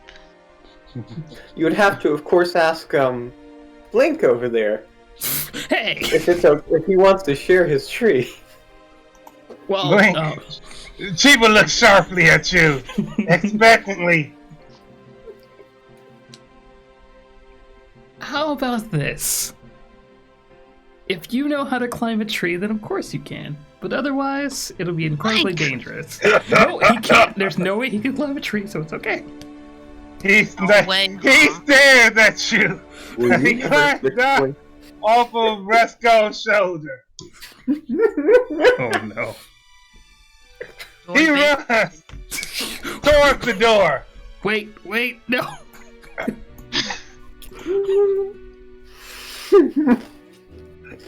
How about I sleep on the inside today?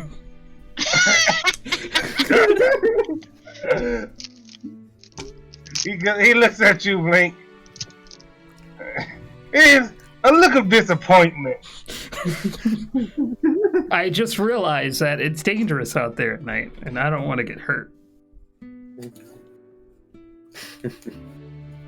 Haru looks at you and he says, He's right. Sometimes there are dangers you can't stop from happening, so you should make sure you be absolutely careful. Aw. Does that mean you actually care about us now? I don't like you. Oh. Rafael shoot him a look, like a stern look. as you do that, Haru crosses his arms. He says, I guess you're not a bad guy. Are we having Just dinner? a little smirk.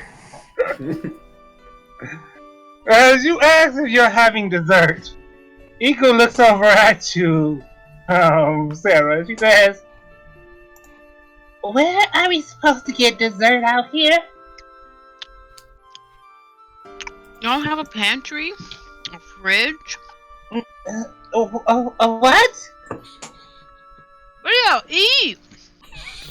What if you're craving a midnight snack? and she looks over to the monk, who just sort of shrugs.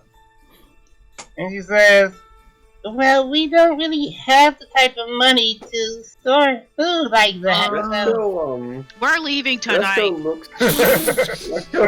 Resco looks left and he looks right, and you just see him kind of reach into his kind of like cloak and pull out just a bag, and he places it on the table and opens it, and it's halfway filled with cookies. It's just barely enough to have like a one small cookie for everyone. Is it really a good idea this close to nighttime? Never a good I don't idea. know how I feel about your pocket cookies, Risco. I suppose beggars can't be choosers, though. Begging children, begging children. Chiba hops over to you as you produce the cookie. Let's go. I'll give them one of the cookies reluctantly. Chiba breaks a piece of the cookie off and gives part of it to Sarah. Aw, thanks. Aww. Eats it. And he turns towards Blink and shoves the cookie in his mouth.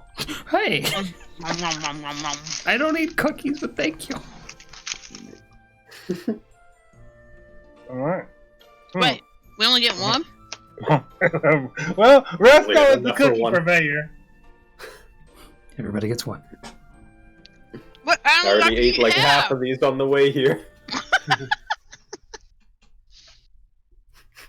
As Drop those cookies. Resco hands out cookies, the monk takes a look down the hall and notices something's not quite right. He has an eternal clock, you see, and it says, "How strange! It seems that nightfall has reached us early tonight." Reached As us you- early tonight. Yes, night has fallen sooner than I thought it would. This is where you all pretend that outside the windows in the back, you see the darkness instead of light shining in. Anyway, We're still suddenly at alert. Does it Um, feel like it's gotten darker quicker? yeah, Like, Well, I'm not. like familiar, so- what time would this be? Like, give me an idea. Are we talking about like, oh, it's like winter day and it's like 6:30 and it's dark? Or are we talking like, oh, it's like 4 p.m. and it's dark? it's around 8ish. Normally the sun would be setting, but it seems that the sun would be setting, the light would be shining in on back windows. But curiously, it's just pitch black outside. That's weird. Can I roll something to kind of like decide if like this is something to be worried about? Absolutely. And roll. Let me think. What could you roll? I say roll a nature like Blink. Okay. 7. can I reroll? The sun was in my eyes. I don't think it was. Sarah, you think about it too.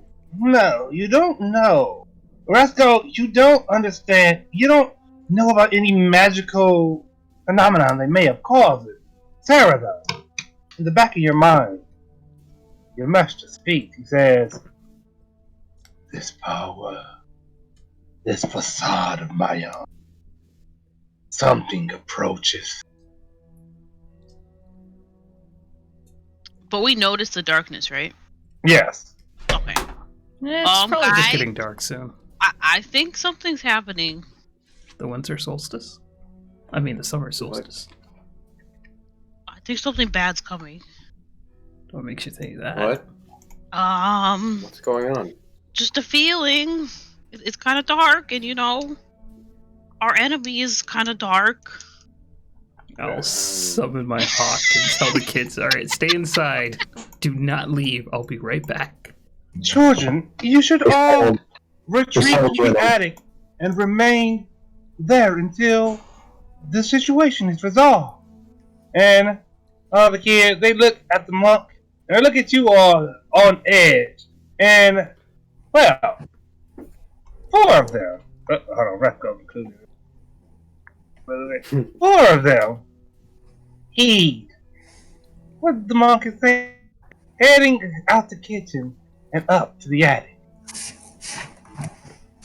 No, don't do Haru, it. however, he draws his sword and he says, I have to protect my family. Rasat will shoot him this look that is both concerned and upset, just like stern, just like do not. Like that kind of look, you know what I mean? Yeah, let's say roll an intimidation. Oh. Okay. Oh, scared the poor kid. This kinda is like more you of did. as a warning sort of intimidation. Like, don't Okay. you do it. Yeah. Well, it was before, so. He looks at you and he says, you're strong. You get it, right? You have to fight to get strong, and I need to be strong to protect them. Your name's Haru, right? Yes?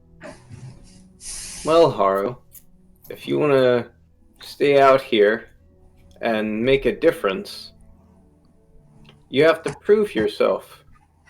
So, I'll let you stay if you can hit me in a minute.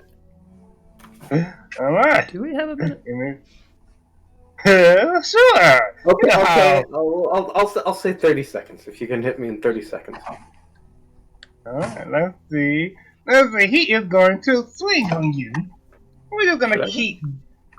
He'll just roll 1d20 plus 1. Let's roll Should I it. roll like that? I will Should I say roll? no. He'll try. Actually, based on what you're trying to do, I will say roll a dexterity versus his attack roll. Alright. Like a saving or just regular? Let's say regular. Since I'm gonna say since Resto is confident that he won't hit him, I'll say regular. Okay.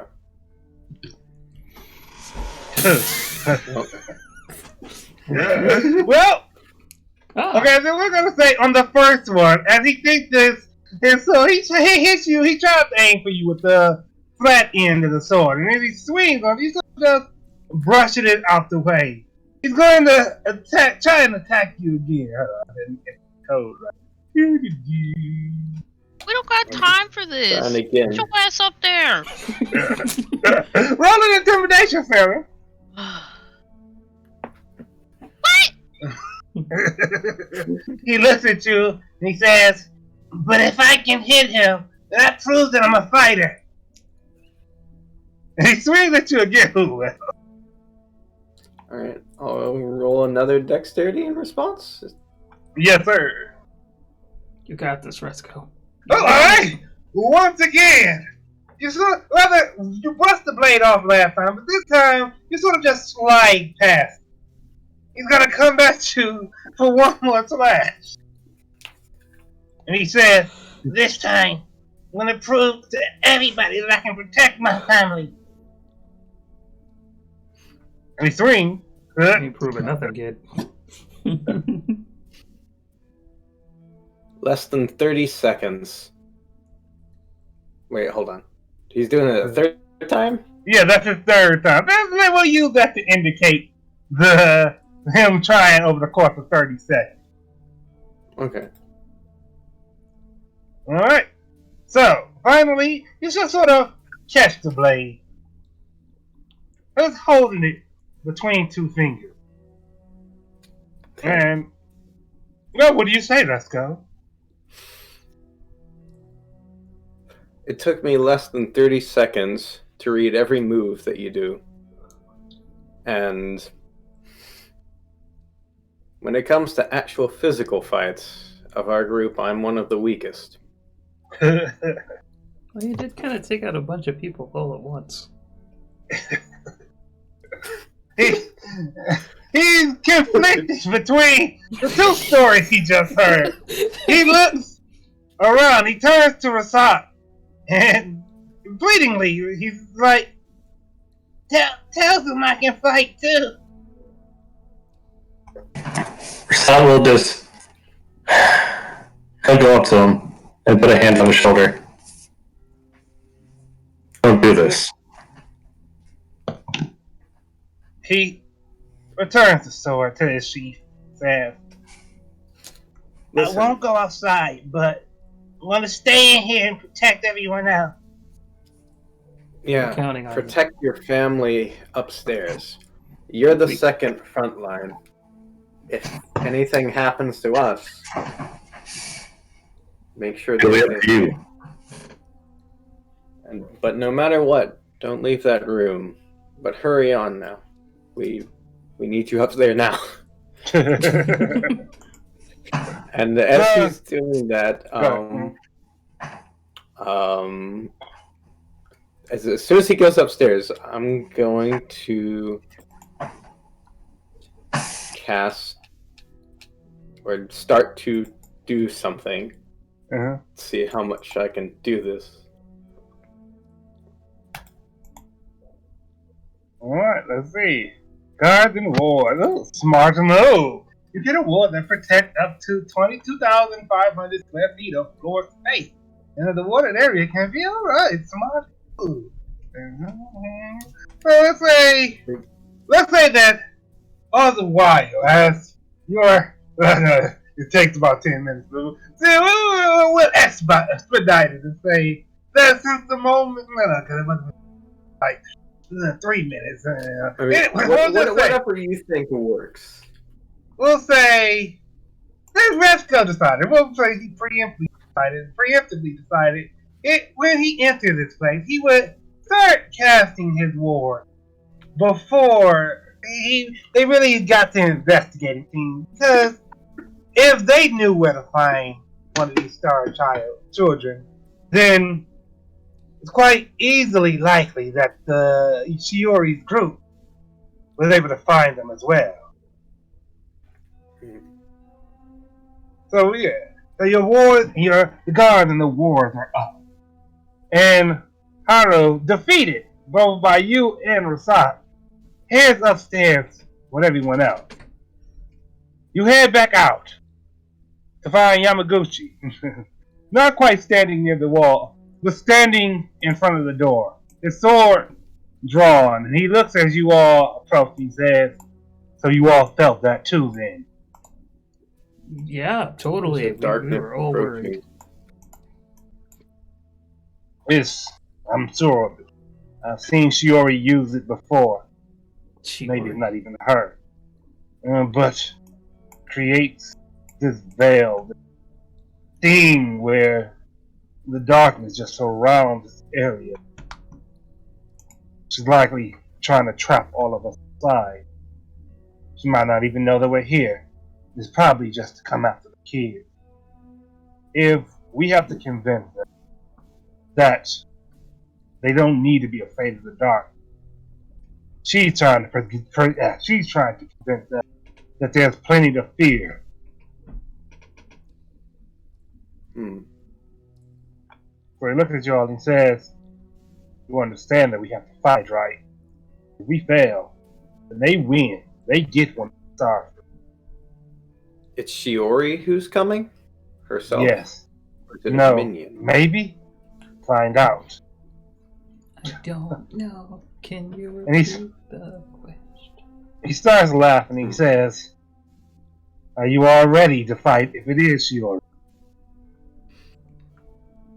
Well, we don't have much of a choice, do we? No, we don't. And as he says that, his shadow sort of rises up, taking on a humanoid form. You think to yourself, this form looks somewhat like him in a way.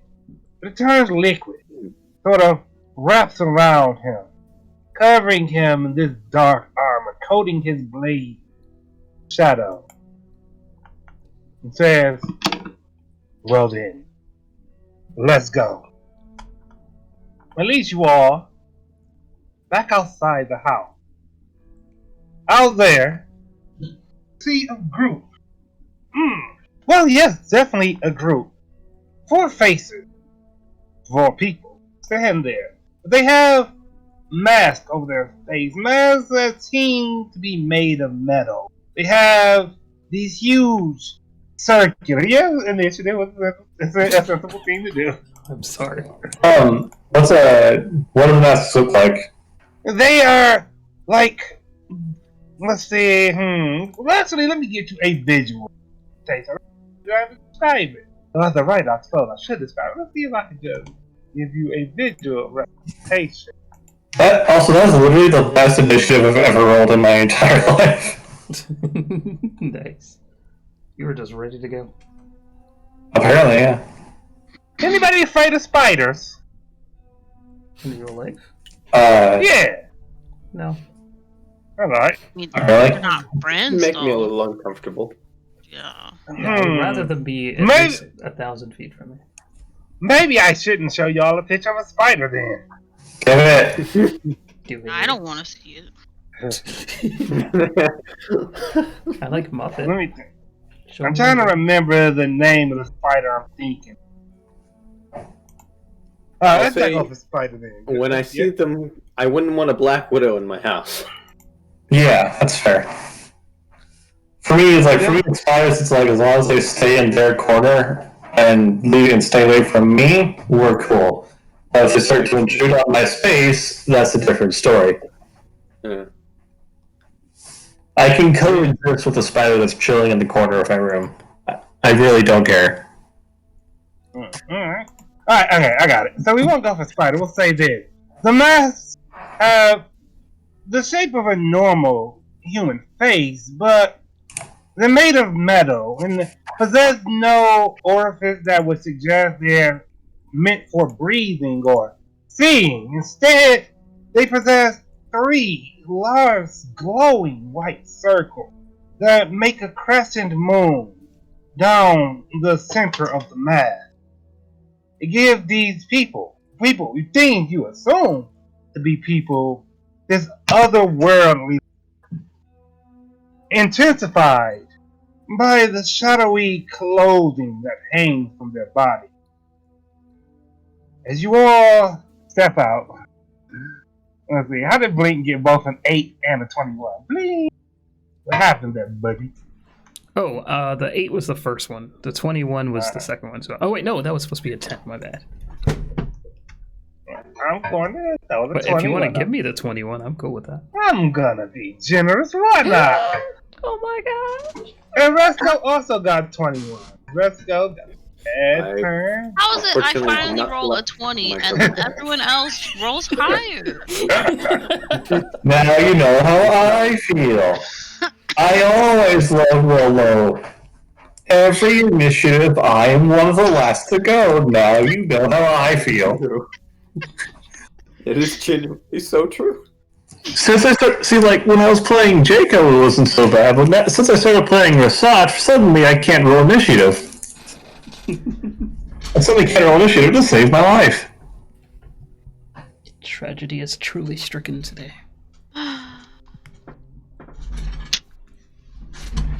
I need a good ominous music for this, but I'm not sure which boss fight I could channel for this. Muppets Currently theme. playing Twilight. Say again? I was kidding, but I said Muppets theme. Yeah, unfortunately, I like that will not be quite suitable for. Yes. It'd be fun as shit, though. It would. I like that we're actually all rolling high on initiative right now, because I feel like that actually makes a lot of sense, given that we were very prepared. That's Watch true, Yamaguchi yeah. roll low though. Yeah, right? Watch him roll like 4. There he is. Sitting Everyone there like, pointed "All off right, at him. I'm gonna be very ready. I'm gonna stand watch over here by the door." You know what? He was standing watch, so let's give him a advantage roll on his initiative. You're being very generous tonight. It's kind of scary. Oh, look at there you go.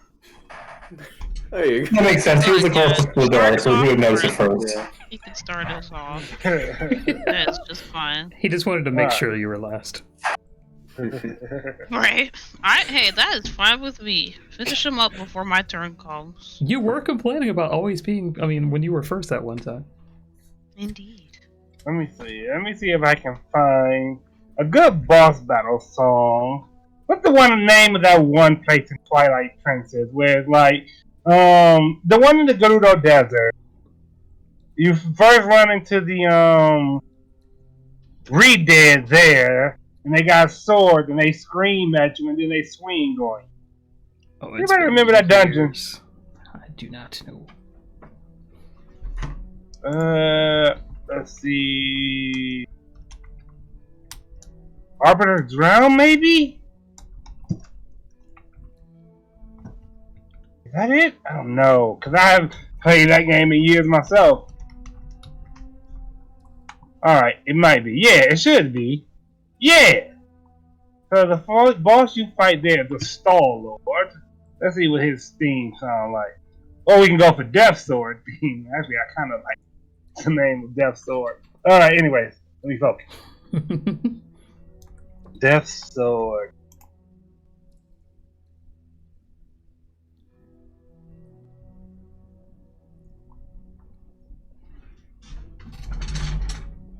Yeah, you know what? That's haunting enough. So, you, zoop, zoop, zoop, zoop. So, you all step outside and find these three figures standing there. They twitch a little bit, their heads jerking right to left as they look at you. As they do that, hold on, with that other notebook. There. As Today get an issue? alright, I'm about to. Oh, yeah, I should have probably before I start narrating shit now. Alright, give me a moment, because. Also, it's just like a sharp left into horror. I'm here for it. Sharp wrestling to horror, my favorite thing. Alright. Okay, I gotta do this. Because these are written down in Knox D&D stuff, so I have to make my own road.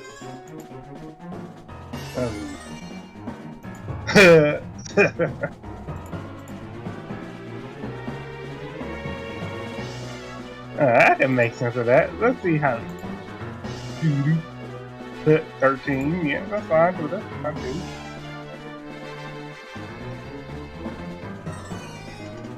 And next one. I do appreciate that our initiative rolls were kind of like narratively fitting. Indeed. Y'all had y'all moment and y'all came out there. Meanwhile, these things naturally, because they didn't expect y'all to be there, aren't prepared. Finally. One Honestly, more. maybe I should have gone first because I'm ready to throw a fireball. Hope y'all aren't melee.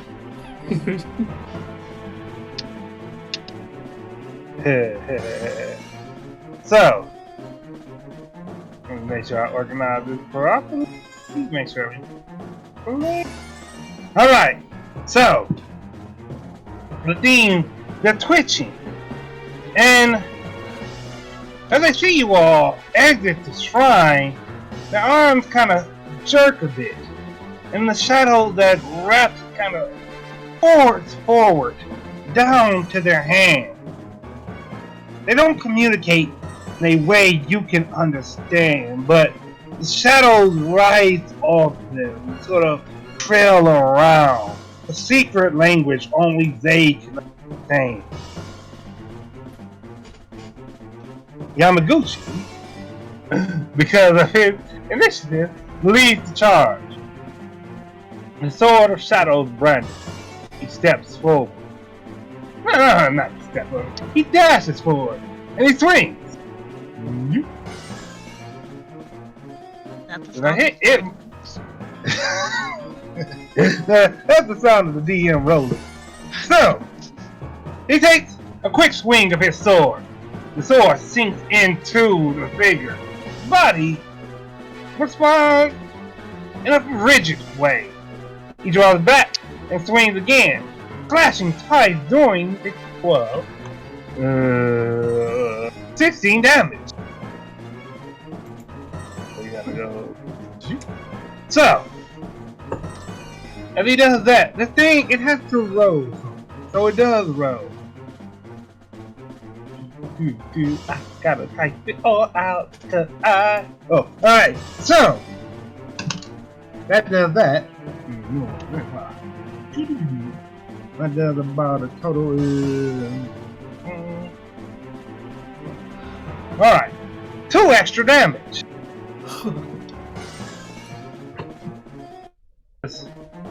I believe we can take them. Each of us pair off against one of them, cut them down. That's what these things are. They aren't too much of a trouble. But if it goes on too long, it's worse. Okay, I'm gonna count on my hand. 1, 2, 3, 4. Alright, y'all got that? I'll be over here. Rasad, you're up next. Yeah, I'm just looking at my movement options.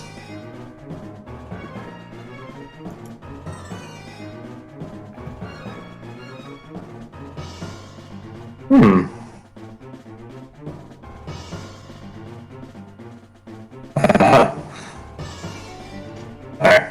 Sorry, I was just looking at my options here. So if I recall, dash is double speed, right? One more time? So dash is double speed, but it takes an action. Yeah, it takes your bonus action. So you move, and then you use your bonus action to dodge, and you still get your attack action. Not dodge, but dash. Gotcha. So can I dash to the opponent, attack twice and disengage, or can I only attack once and disengage? You will be able to dash, attack twice, but not disengage, because your disengage and your dash are the same type of action. Alright, fair enough. Alright, in that case I'll just move normally. Rasat's gonna sprint towards this one here. Alright. Maybe remind myself how to play Dungeons and Dragons real quick. Okay, so it's been a bit. It has been a bit. Like a month and change. Anyway. So rolling. First attack. That's 11. No wait. How does that work? So proficiency plus 5, plus 2 with strength, right? Mm-hmm. So 13. Alright. On first attack. That just missed. Damn. Okay. Going for second swing. It hit the corner and gave me a fucking low number. Yikes. Go ahead and reroll that. Are you sure? Absolutely. Go ahead. Alright. It didn't make a difference. It rolled the same. Okay, rip. That would be a 12. So that's a whole fat load of nothing. Alright. So, as you come in, ready to start cutting into this thing, Buddy sort of just flows liquid-like out of the way of your blade. Then rotates to the side in a really bad way. Almost to the point that his head is touching his chest. That's creepy. Indeed it is. Let's go. It's your turn.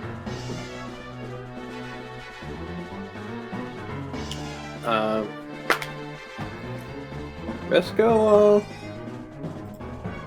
doesn't get too far away from the door, but sort of cracks his knuckles a little bit and does a kind of a leap into the air and punches into the ground with his big old golden fist and does his destructive wave. Alright. Now the damage, they had to make a constitution save and beat 16, and that's gonna... How many targets can I hit? Or is it a range thing? I think you can hit all 4. Let's see. You strike the ground, creating a burst of divine energy that ripples outward from you. Each creature you choose within 30 feet of you must succeed on a constitution saving throw or take a 5d6 thunder damage as well as 5d6 radiant or necrotic damage. Alright, that's gonna good. be radiant. 1, 2, 3, 4. Oh, was that 4?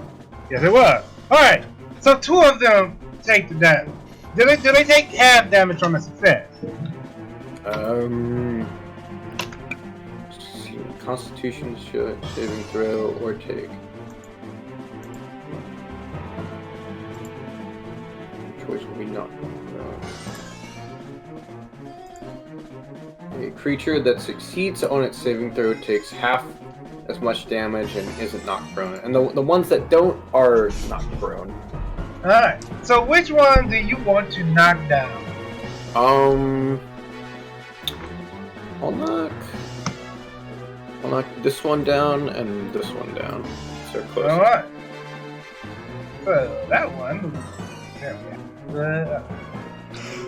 This one. Knock prone.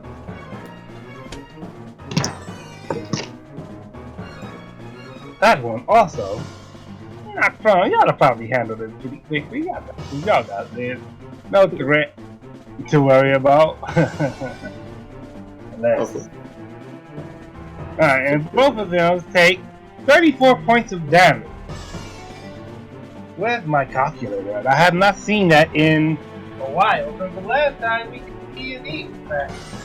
I found it. Haha. Shout out to organization. Subtract. That's 34 points of damage. And yes, as you do that, this creature, the one that Yamaguchi cut into before, you see the shadow peel back off of it, revealing the flesh underneath, and the flesh is bad. It's human flesh, but there are these black veins that have basically moved through it and corroded the whole thing. The arm on his left hand, the back of it has what looks like some sort of piece of glass jammed through. And the radius magic, it seems to have broken some of this shadow effect. And that's one of them. That is knocked prone, and that's looking a little rough. The other one takes the same amount of damage.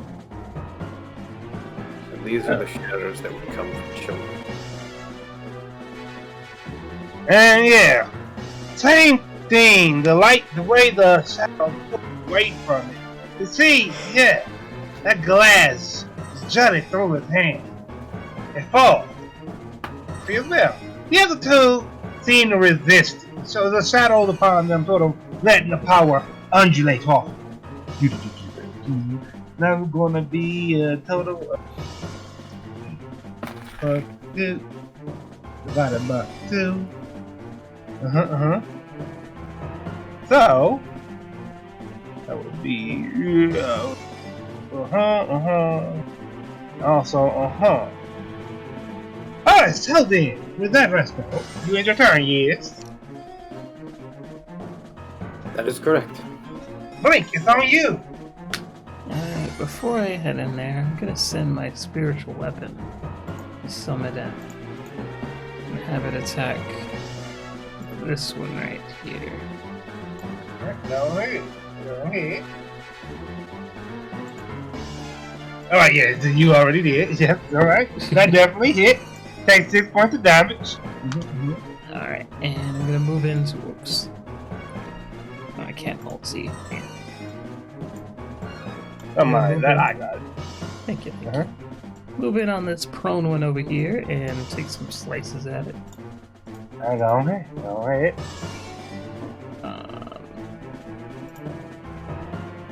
Oof. And where's it at? There we go. Since he's prone, I'm taking my advantage. Alright. We're gonna go and take. That's 12 plus 17. No, 19 plus 12, 13, which is a total of big damage. Big damage. And so, come in with your demonic sword, Blink. You cut deep into this thing with vision. not thrown by Resco as it was. It is no trouble for you. You swing your sword up, forcing it back to its feet. And you swing your sword across to the side, taking off his head. Oh, goodbye head. His body falls flat forward. And that head, those lenses in his mask look at you. Nevertheless, Huh. that's one down. It's disturbing. Sarah, it's your turn. Alright, I'm gonna hit the one that's pretty much in front of me. Go ahead. The real question is with what? How much damage do I have to take? Well, you are pretty close.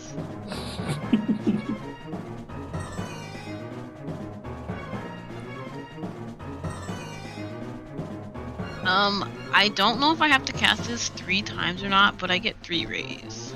Let's see. You create 3. Yeah, you only need to cast them. Create 3 rays and hurl them at a target within range. You can hurl them at one target or 7 and make a range spell. Yep. All right.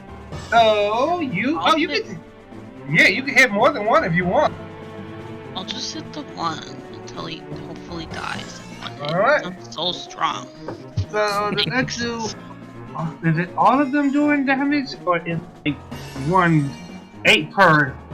Let's do 3 rays. Here the hurl them and then make a range spell attack for each. For each raise, so you do have to make a range spell attack for each raise. So 2 more. Okay. Right. All of those hit. So that's a total of 12 plus 8 plus. That's 100. 12 plus 8 plus 11 equal to subtract the amount of health it has. And Sarah, your scorching rays lance forward and spear through this creature, burning a lot of its flesh away, burning to it, leaving charred remains. Even there, it still remains on its feet.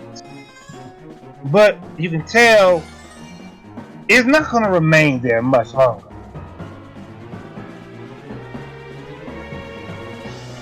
For that, we go to the one that the one that's blank cutoff.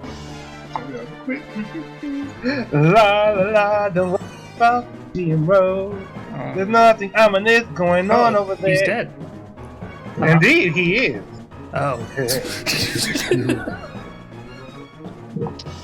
Haha, I'm safe. He's dead. Oh no. So, as his head sits there, staring at you, the 3 lenses in the mask shatter, the light emanating outward from them fade away. Can you call it a tree?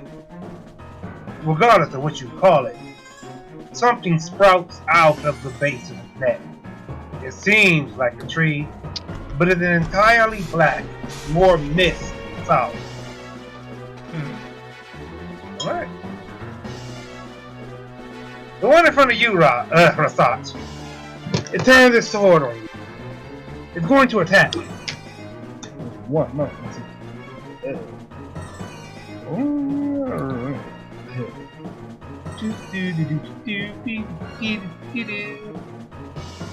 Alright, does a 13 hit you? No, I don't believe it does. Because It does not. Not anymore. Armor. Oh yeah, you move out of the way of its first slash. It comes in with a second one. And this one does hit. It does to you. See where is it at? 10, 4, 12 points of damage. That's not too bad. Rasaj, as the sword cuts into you, you feel tendrils of shadow moving not through your flesh, but through your soul. Roll a wisdom save. Oh, fuck. Alright, the +0. Ew. Not bad. Look at you. Just as it feels like it's about to take hold of your mind, you push it away. Eh, you're fine. I'm gonna. Can I get a? Can I like warn them like what just happened? Yes. You said, can you get a warning? Oh wait, you want a warning. Alright, yes. So as it happens and you shake it off, you look at the others and you say, well, what do you say? Don't get hit by them. They try to take your mind. Well, that's good to know. And as you say that, Oh boy. Yamaguchi says, you can take a few of the hits, but not too many. At that point, you'll become just like them. Shadow Caller. What kind of creatures are these? Some of Shiori's specialty. Should we know anything else? He looks at the head with the tree, the small tree growing out of it, and he says, let's end this before any more of those problems. Okay. With that, the one in front of him, in fact, hello, Mr. Shelby, it rises back up, and it takes its swings at him. Ooh, here we go. We got 10 T plus 7. Missing. It swings again. It hits. Yamaguchi takes. Ain't like macro. Wait. Excuse me. I forgot that there's a little widget I can pull up to roll for myself. Let me see. Let's see, that's D10. So, nope, that's what I wanted to do. D10 plus. What am I looking for? What am I looking for? That is 4. Road. Only 7 points of damage. Yamaguchi also has to make a wisdom save. Oh, he got pretty good wisdom. He's good. Yeah, he's fine. Pushing back against the roots of shadow that try to find themselves in his mind. 7 points of damage, not bad. Yamaguchi, you're fine. You're in good shape. Alright, come on, let's check health. Finally, we go over to the next one. It is going to look at you, Sarah. Wounded as it is. And the shadows that wrapped around his leg is going to coil tight. It's going to leap through the air towards you, Sarah. As it does this, Sarah, I would like you to make a strength save. Or actually, as it's leaping towards you, Sarah, what are you going to try and do? My finishing combo move. Well, alright, let's say for that, I want you to roll an Arcana. Alright, so as it's leaping through the air, you remember the thing your master taught you. You bring your fingers together, and your shadow snakes out. The leaping through the air is circle, makes a circle under it, and the shadow shoots up, grabbing hold of this thing and pulling it down into the shadow. The lenses on his mask, they crack, the light fading, but as a tree pushes up out of the mask, pushing the mask off its face, growing out of this thing's mouth, it is pulled into your shadow. And your master says, yeah. What? That's just gone now. Yamaguchi turns back to the one he's facing, his eyes lingering on you for a moment. He decides, whatever he has to say to you, we gotta wait. He swings. Once. Twice. That was only one. There's the other one. Alright. The first one? Oh no, those both hit. So, the first one, he just barely hit, dealing 13 points of damage. The second one hits as well, 10 points of damage, for a total 23. As the first one is, you see the life, well, most of it, carved out. The second blow is just the finishing blow. A spin and a slash down this thing's center. It falls over. Its glowing eyes glaring up at Yamaguchi.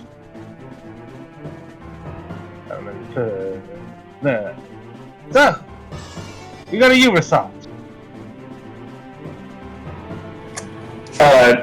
Well, first of all, Rasat will have this look of sheer surprise at what the hell Sarah just did. Maybe a little betrayed,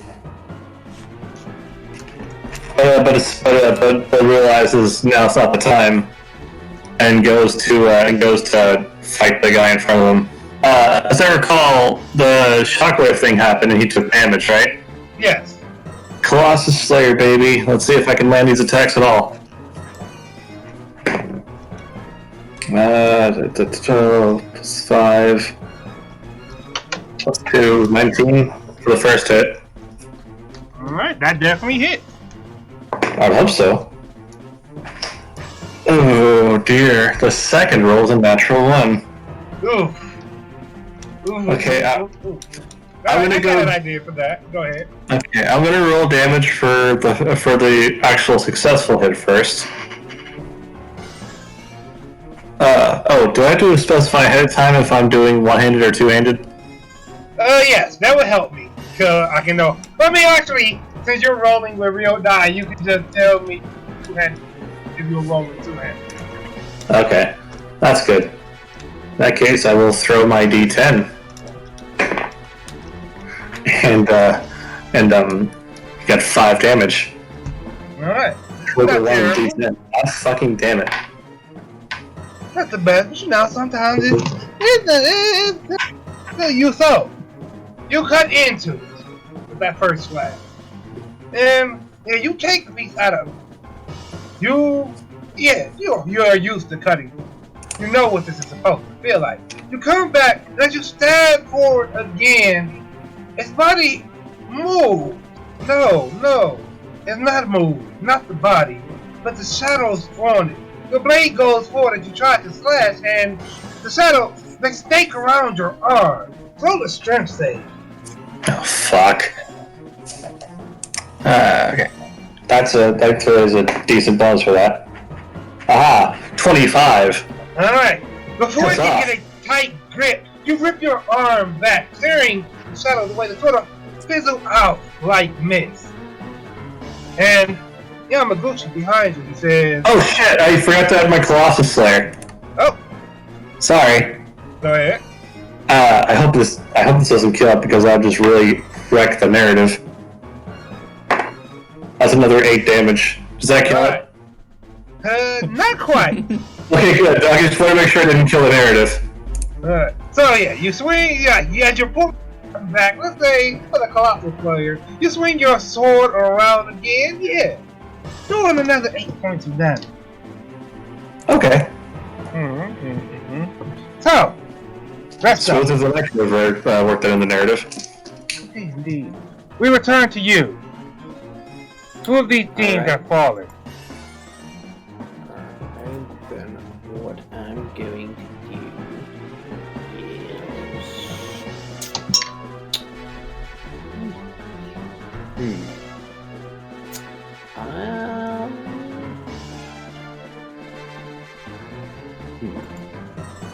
suppose I'll just go ahead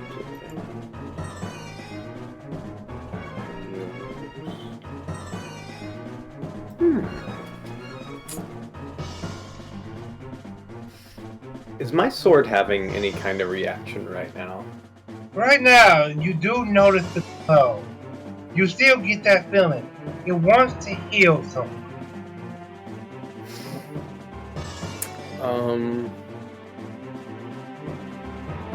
I'll take out the sword. And in a mix of just kind of confusion, I'll just run and try to slice at this thing. Alright, interesting.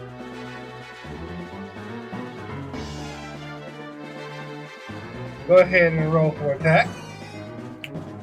Okay.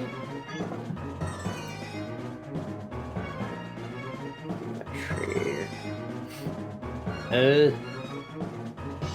don't actually have a thing for a sword, it looks like. I say roll a general longsword. I do not have that, actually, it looks like. I have a dagger and a quarterstaff? I can look up a longsword, I suppose. I should have had that prepared. Let's see.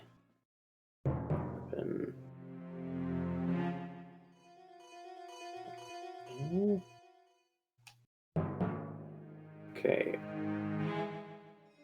You want me to just roll dagger for now? You could actually hold on. Let me just grab the damage, the die for. Well, naturally, just roll your.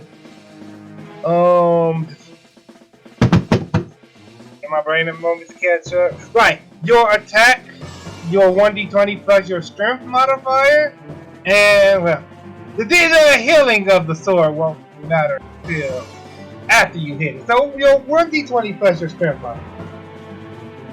Okay, 1d20 plus strength. So just my strength modifier? Yes, sir. Okay. So 14. Alright.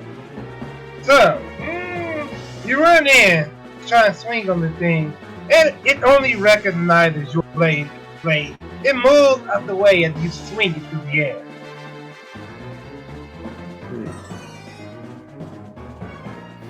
Does the blade have any reaction as I'm trying to do this? It still glows. Wait.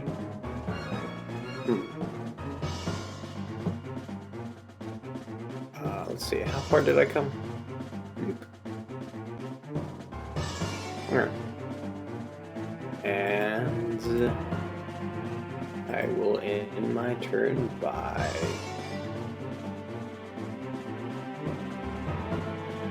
doing nothing else.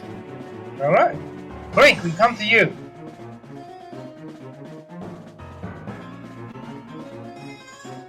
Blink! I was muted, you were. I'm gonna go back and stand by Sarah and hit some Eldritch Blasts at Mr. Monster Spider here. Alright. And I can do 4 of them now.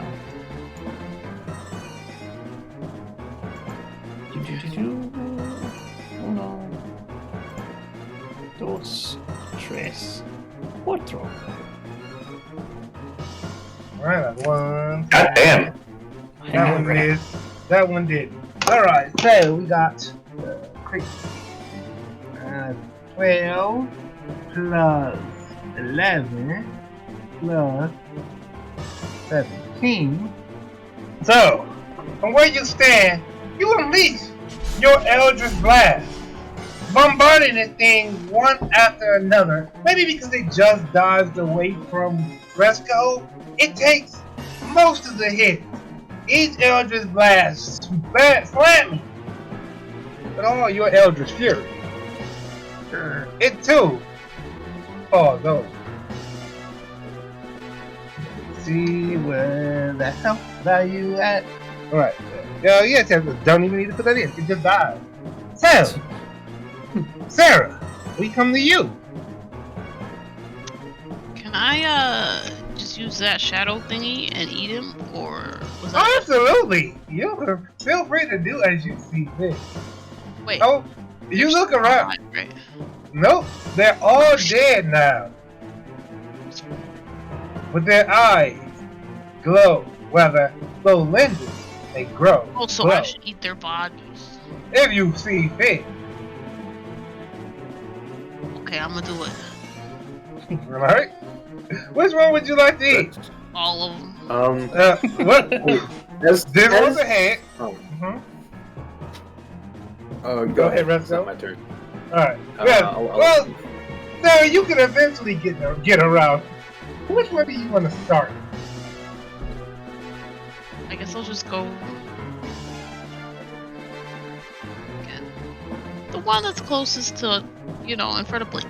That one. Alright. So, you use your technique. Let's call it your shadow eat. And it snakes forward, throwing around the decapitated body and the head with the tree growing from it, and pulls them both into the shadow. We go to the next one. Nope, that was actually the one you just killed. I believe that's in turn order. Not killed, but consumed. This one is. It stirs slightly. Its head moves. The lenses break. But as a tree crawls out of his mouth, pushing his mask off his face, it wilts. The body seems completely dead now. The last one. His head stirs. The tree curled out, but also wilted. The body seems void of life now. That Yamaguchi turns to you all, slowly sheathing his sword, and he says, "That's fortuitous." He looks at you, Sarah, and he says, "I didn't think you had that type of power in you." Neither did I. Me neither. Yeah, me neither.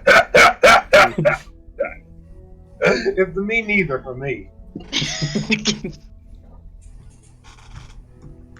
Yamaguchi says, "Well, it was worth it.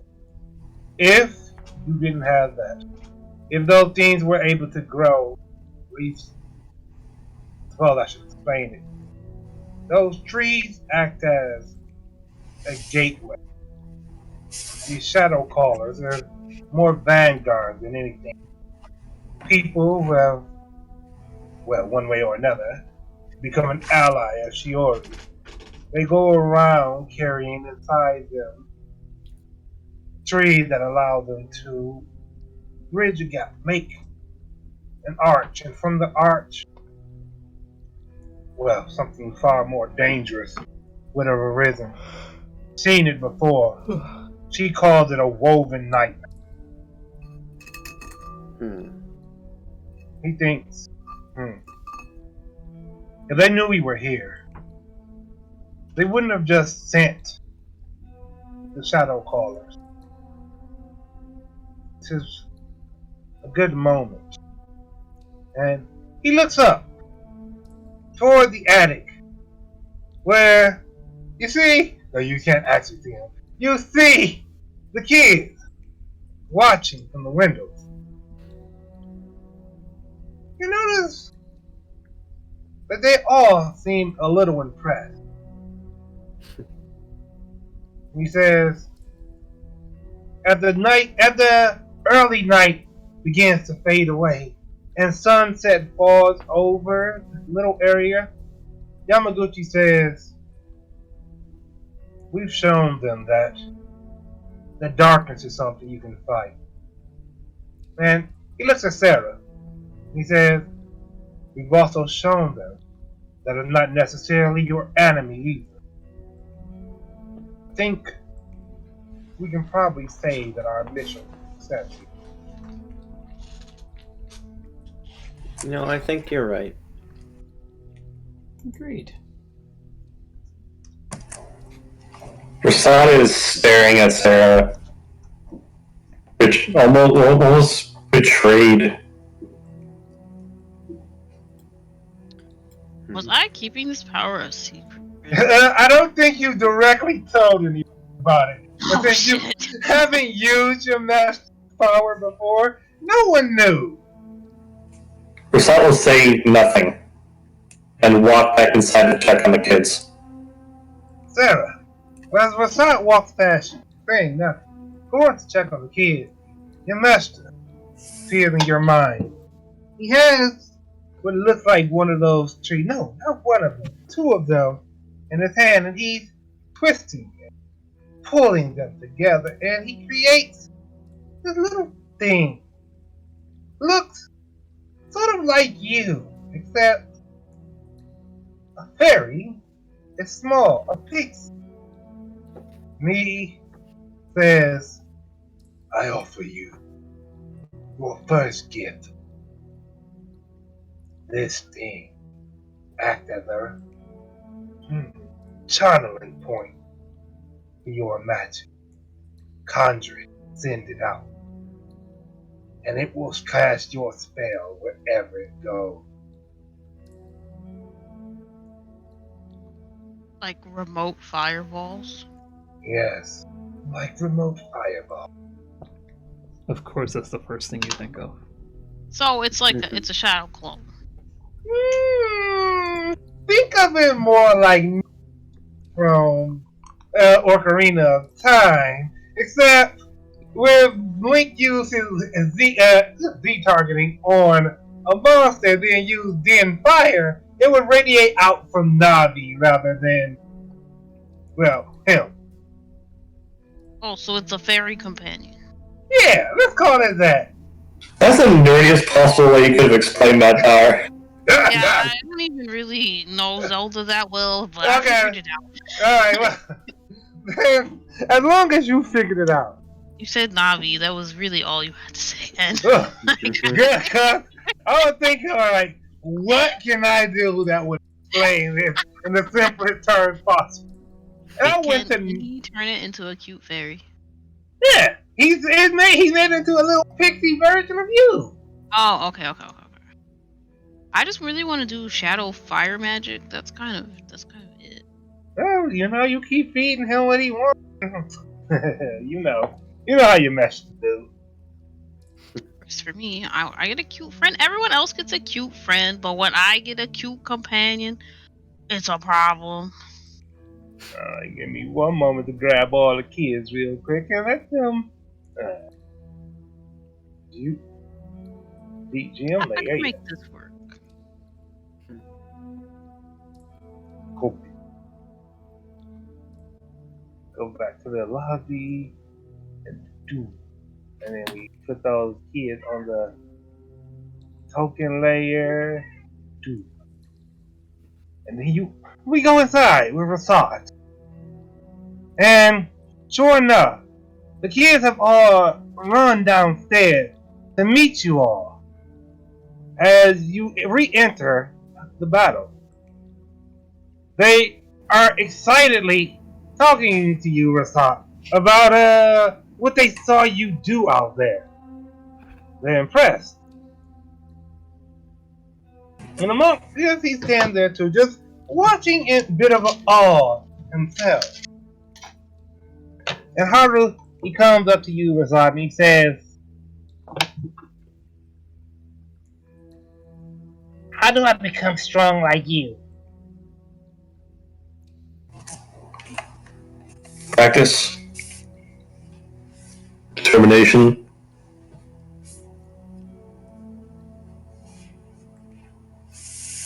That's all I said. Was pretty much it. Yeah. Shut up, Blink.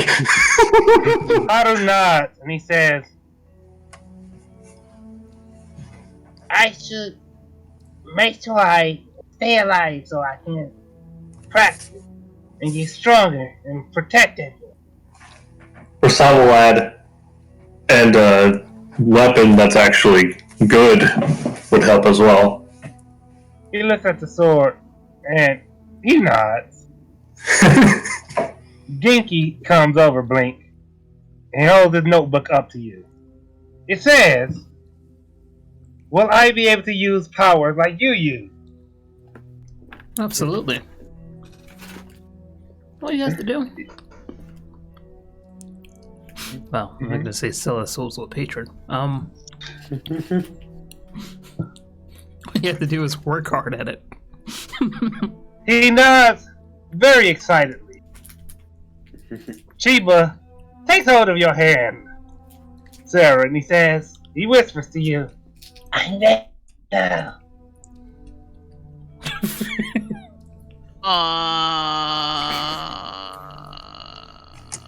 What do you say? You got that for me. One more time? I didn't hear what he said. You got it for me. He basically said he's ready to go now. He Oh took my hold God. of Sarah's hand and said, yeah, I'm ready to go. Don't y'all got a house, Blink? I'm not letting the child anywhere near Eddie. Oh, so you already have a babysitter. Oh no. We He looks don't over see to you, Yulia Blink. more.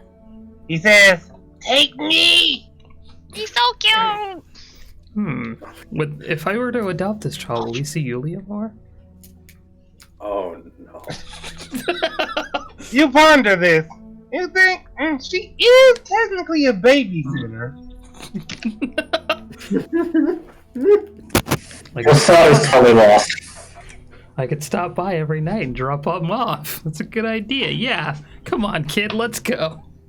Iku, don't go with him. I mean, not Iku. Iku yells, Chiba, don't go with them. You don't know them like that, and you gotta make sure your new parents are good people. Are you saying I'm not a good person? She looks at you. I That's saved just all of like- your lives. We all did. She shrugs and she says, I mean, you're a good fighter, but are you really good, though? We saved your lives. Resco's just like, a decent school is one thing, that we could provide, but as far as, well, honestly, I think what you have here is already pretty nice. The monk comes up and he says, you all have proven that you are capable. If you seek to take Chiba with you, I won't stop it. You will have a good life, I am sure. And I wonder if he would have a better life with us than the life he has here now. Chiba nods excitedly to them. He's confident that he will. I'll bend down to Chiba and point at Genki. You think you could live the rest of your life without seeing him again? He nods. God damn it, that didn't work at all. What about Monk guy? What about the construct? You'll never see him again. This is your family. You belong here. I'll come back and visit. We're kind of far away. I'll come back and visit sometime in the future. You know, we don't always do things like this. This is kind of not a normal kind of thing. Honestly, Haru, the whole perspective he's had, yeah, it's I'll be real with you, it's kind of weird for strangers just to come hang out with kids, you know? Well, not unless you're a caretaker. Or a teacher. Because he looks between you, Blink, and you, Resco, and he's looking at Rasad, just a stern look on his face. And he looks up to Sarah.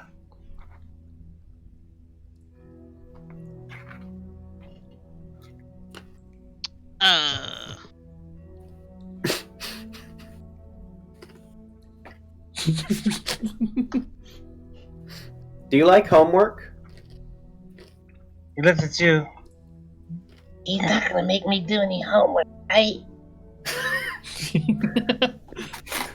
Actually, would you say there's homework involved in Eddie's? Well, actually, I guess that's a hard question to answer.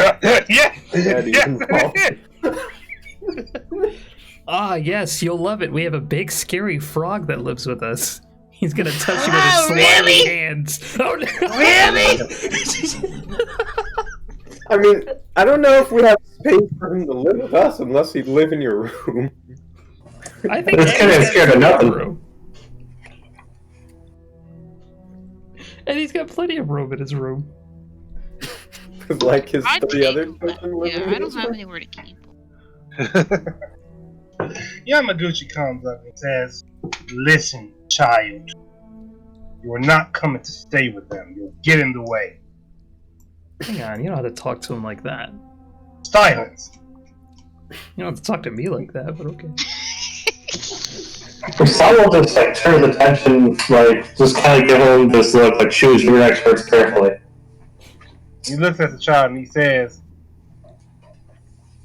"You saw how strong all of them were. Are you strong enough to stand with them? Strong enough to survive without them making sure that you have to protect it every corner, every turn? We were all able to fight together because we were all confident in our ability. Till you reach that point in your life, you can't come with them. Train and get stronger. They can visit you anytime. They can't always protect you."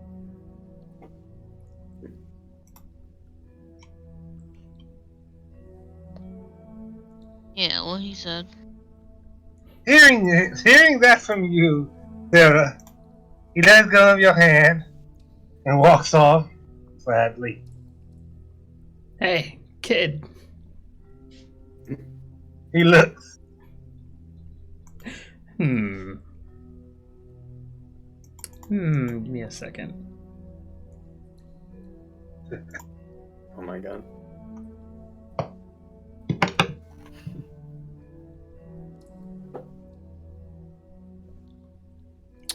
Yeah, I got nothing. Yeah. He lowers his head again and continues to walk off. Genki was like Good. 6, right? Yes. Yeah. He stands next to Iku and just sort of doesn't try to look at you all anymore. You know, no, okay. I'm gonna reach into my sack and rummage around my bag, rummage around a little bit. Pull up my katana. Phrasing. Pull Alright. up the katana and hand it over to Haru. A katana! He tosses his old one away and takes it happily. Oh, gosh, you're like, what the fuck, man? He He already draws had the one, blade right? and looks at it. And he says, "With this, I'm going to become really strong." Hey, you have to teach that one behind you to use it as well. Same thing with everyone around you. As you something say to that, You're old enough to hold a katana. Hey, I Shiva already have goes over one. to the Shiva goes talking over about to the the little sword one. that Shiva goes over to the sword that Haru dropped and tries to pick it up. Ah! The monk, Hang on. of course, You can goes and only takes the sword away. And he says, "You should listen to this man." Go you ahead, have to train very hard to wield these. It's very dangerous if you don't. Just take Haru's lead. You get pretty strong whenever you teach others. A great way to get better? Practice using those knives in the kitchen someday. He runs off to the kitchen immediately. We're still turning from shocked, terrified expression to Resco. Once Iku trusts you with them. She runs off to the kitchen after him, giving you all a disappointed look. So I was gonna look back like, what did I do? Guilty by association, I guess. Hey, it's her thing now. With that, Yamaguchi turns to the door and he says, "I'll be in the carriage when you all are done."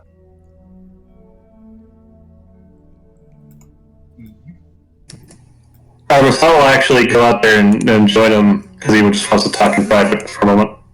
Alright. Anybody else got anything to say inside? Oh. I will. See ya, kids.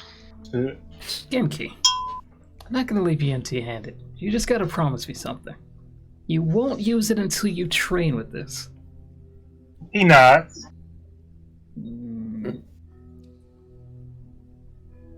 I guess I'll hand him one of my other long swords. Bruh. He covets the blade, but he bows to you. You have to train to use it with Haru. Okay. Is the monk is letting all of this happen? The monk is cautious, worried, but his eyes on Haru. He feels that Haru has matured. I'm trusting you with this, okay, Haru? Haru nods. Okay, bye. Alright.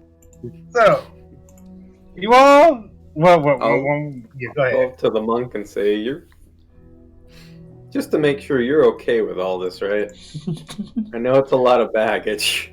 When Haru first came here, he had his own sword. I could never take it from him, and I believe that there is some merit in being fight.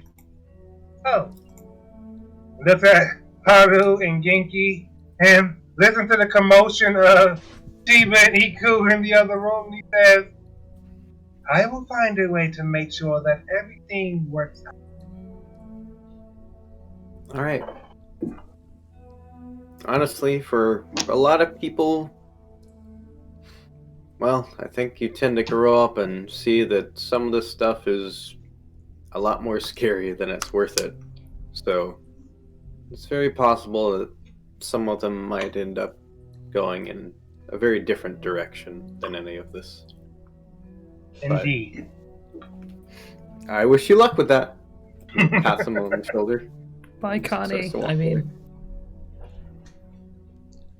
His Not head funny. tilts a little bit. Meanwhile, outside, you went to talk to Yamaguchi. All these characters are inside the building right now. There you go. And as you follow him out, he stops and turns to you. Perhaps I was too quick to judge you based on your history. You've Shake proven his head. yourself. Go ahead. Yeah, go ahead. You've proven yourself a valuable ally. He shakes his head and he says, no, you weren't too quick to judge me at all. You made the right choice. And he looks back at the shrine and he says, they need a person like you there to make sure things safe. Things are right. What I was for my team, and you get to be for them. Rosal will give this sort of acknowledgement nod. He'll nod back. And as the others come out, you all head towards the carriage. Climbing back aside, ready to find a way to distract yourself for the ride home. In your mind, rather, you know that there's money waiting for you. At the, let's see, what is what they said? Let's say they say they'll pay you 5,000 gold for this mission. To protect a small child? Indeed. We Wait, need who more. paid us? Say again? Who paid us? The shogunate. The scars in the shogun. Yeah, you're being paid for this. That's the usual. So, you ride off. Let me grab the carriage. Sound again. Into the sunset? You know what? It is evening, yeah. Theoretically, let's see, rather than the east sets in the west, yes. You actually will be riding off in the sunset. Hell yeah.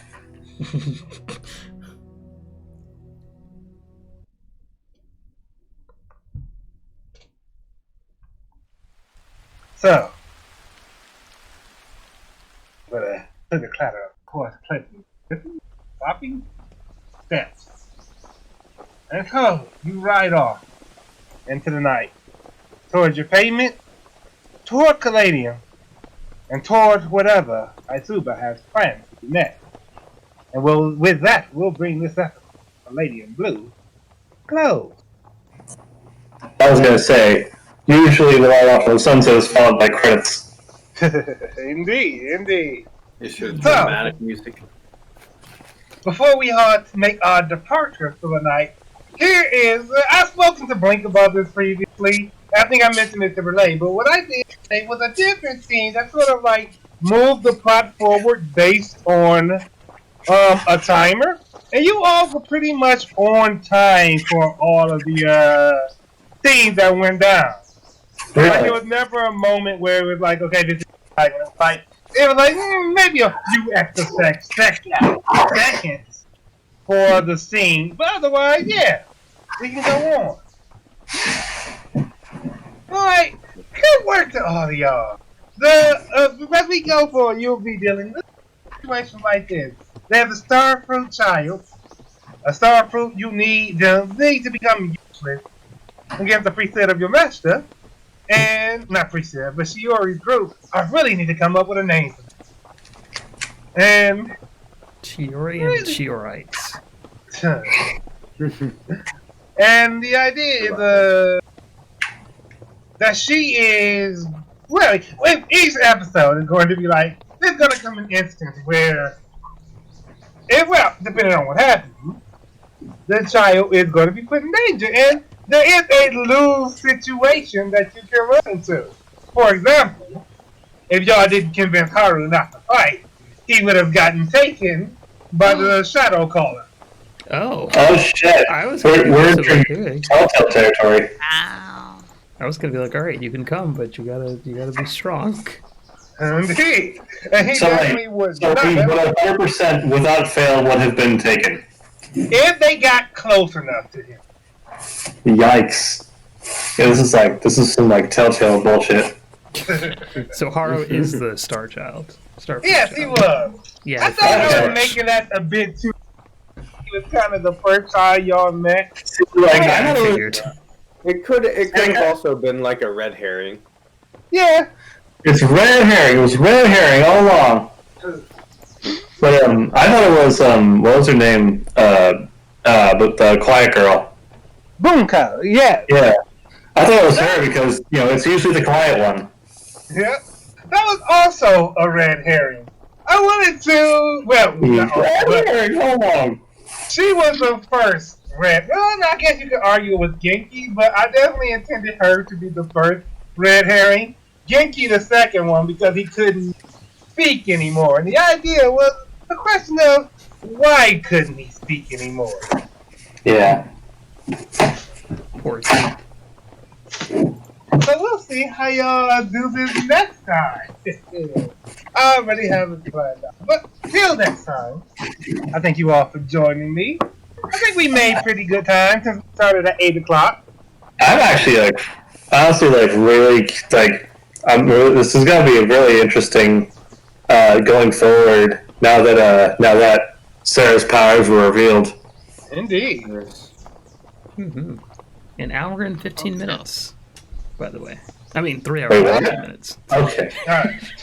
Okay. I was gonna say, this is really I would have been real tripped up if we started at 10 or 3. The world's quickest session. I will see you all. Well, y'all know what. I gotta go jump in the shower so I can be ready for work tomorrow morning at 6 a.m. Woo! Right. Oh, yay. Choose some sleep. See y'all I later. know. Toodaloo. Later.